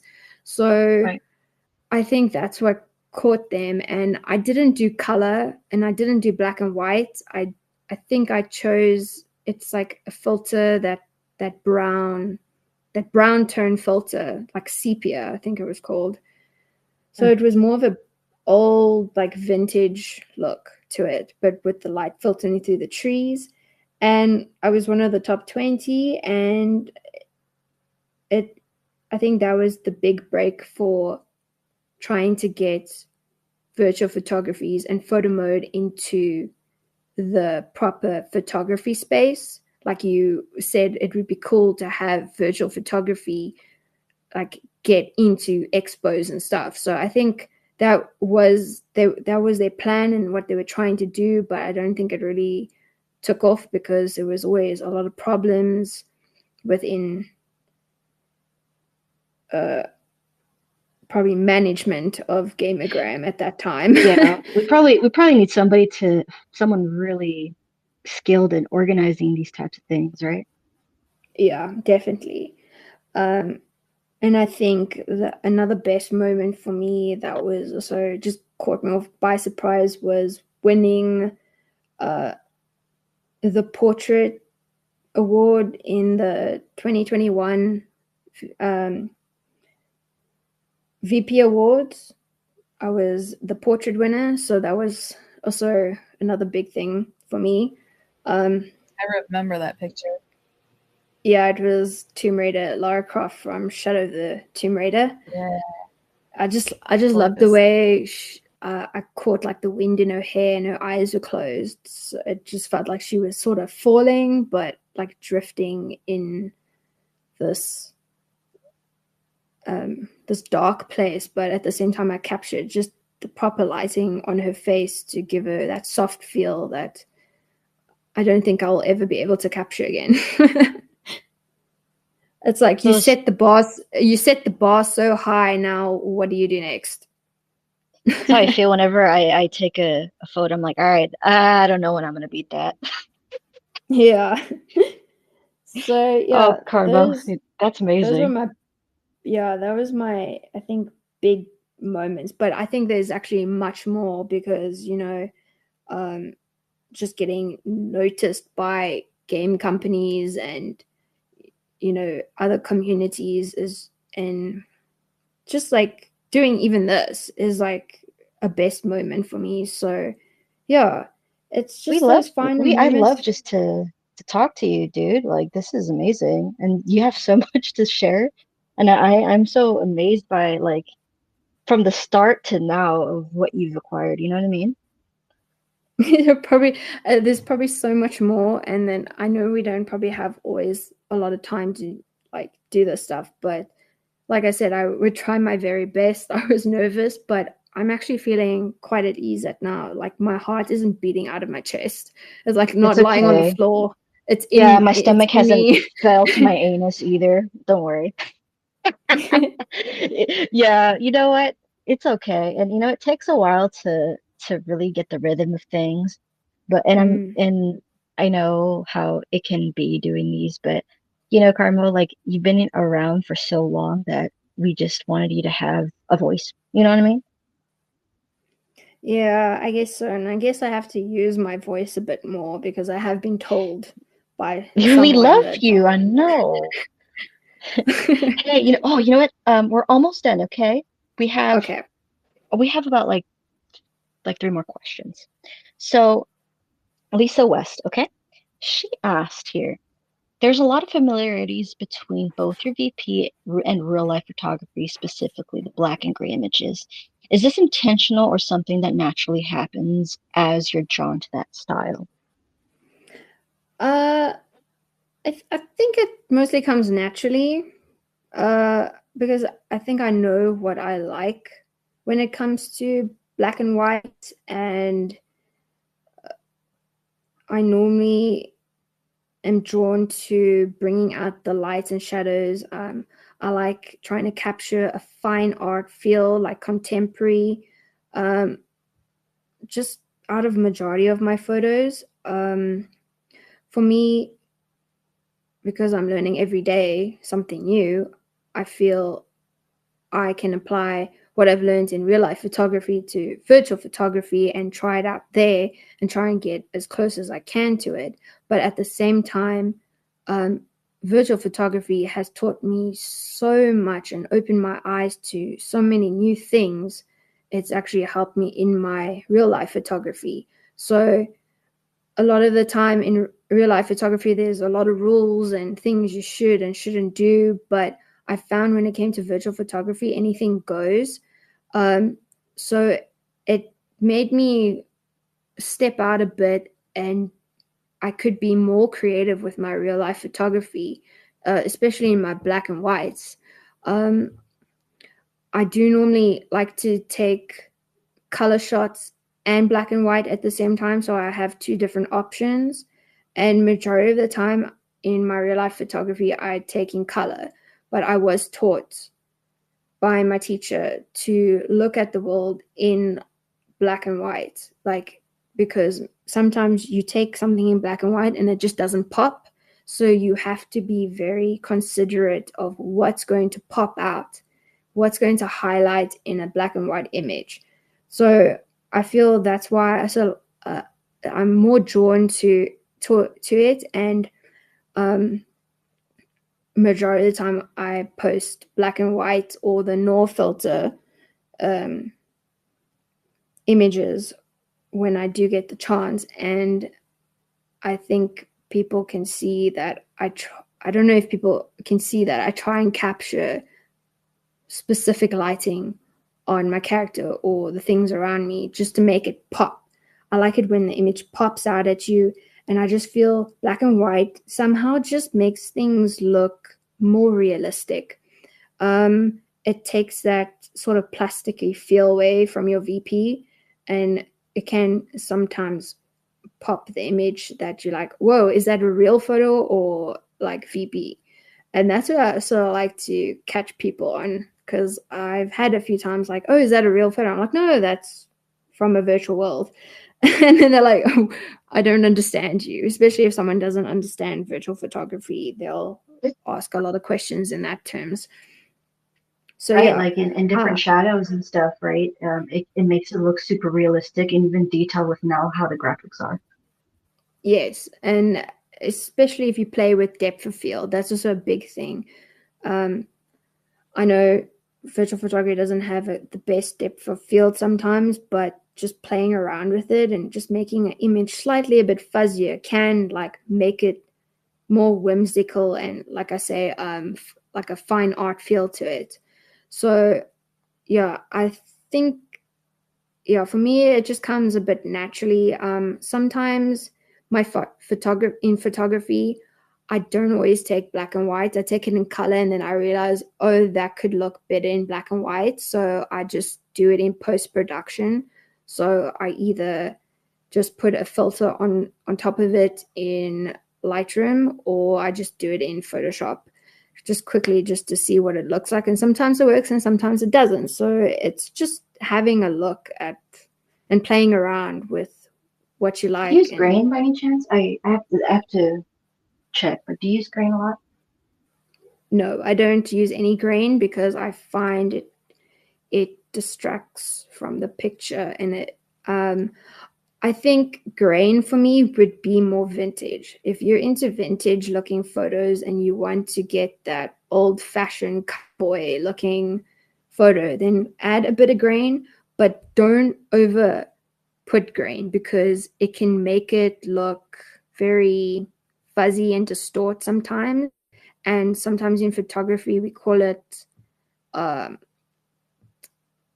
it also falls in with if you sharpen your images too much, like pop up the sharpening or use the sharpening tool, it creates like these little fuzzy, like worm-like wiggles on your pictures. And that's not always very nice to have, especially if you're looking for quality. So me personally, I don't use grain Grain as much. unless yeah. So unless it serves a purpose, you're saying, correct? Yeah, unless gotcha. that's what I want to do, then I'll use it. Awesome. Is there something that the current Carmo would like to tell the younger Carmo to avoid the mistakes he made back then regarding VP and without VP? Do I start like, dear younger self? Journals. Journals duck down, like put in a time capsule or something, and like throw it in the Back to the Future car or something. I can't say I would do anything different with my virtual photography. I wouldn't say like I can't say I've made mistakes because I don't think you can make a mistake unless you're accidentally deleting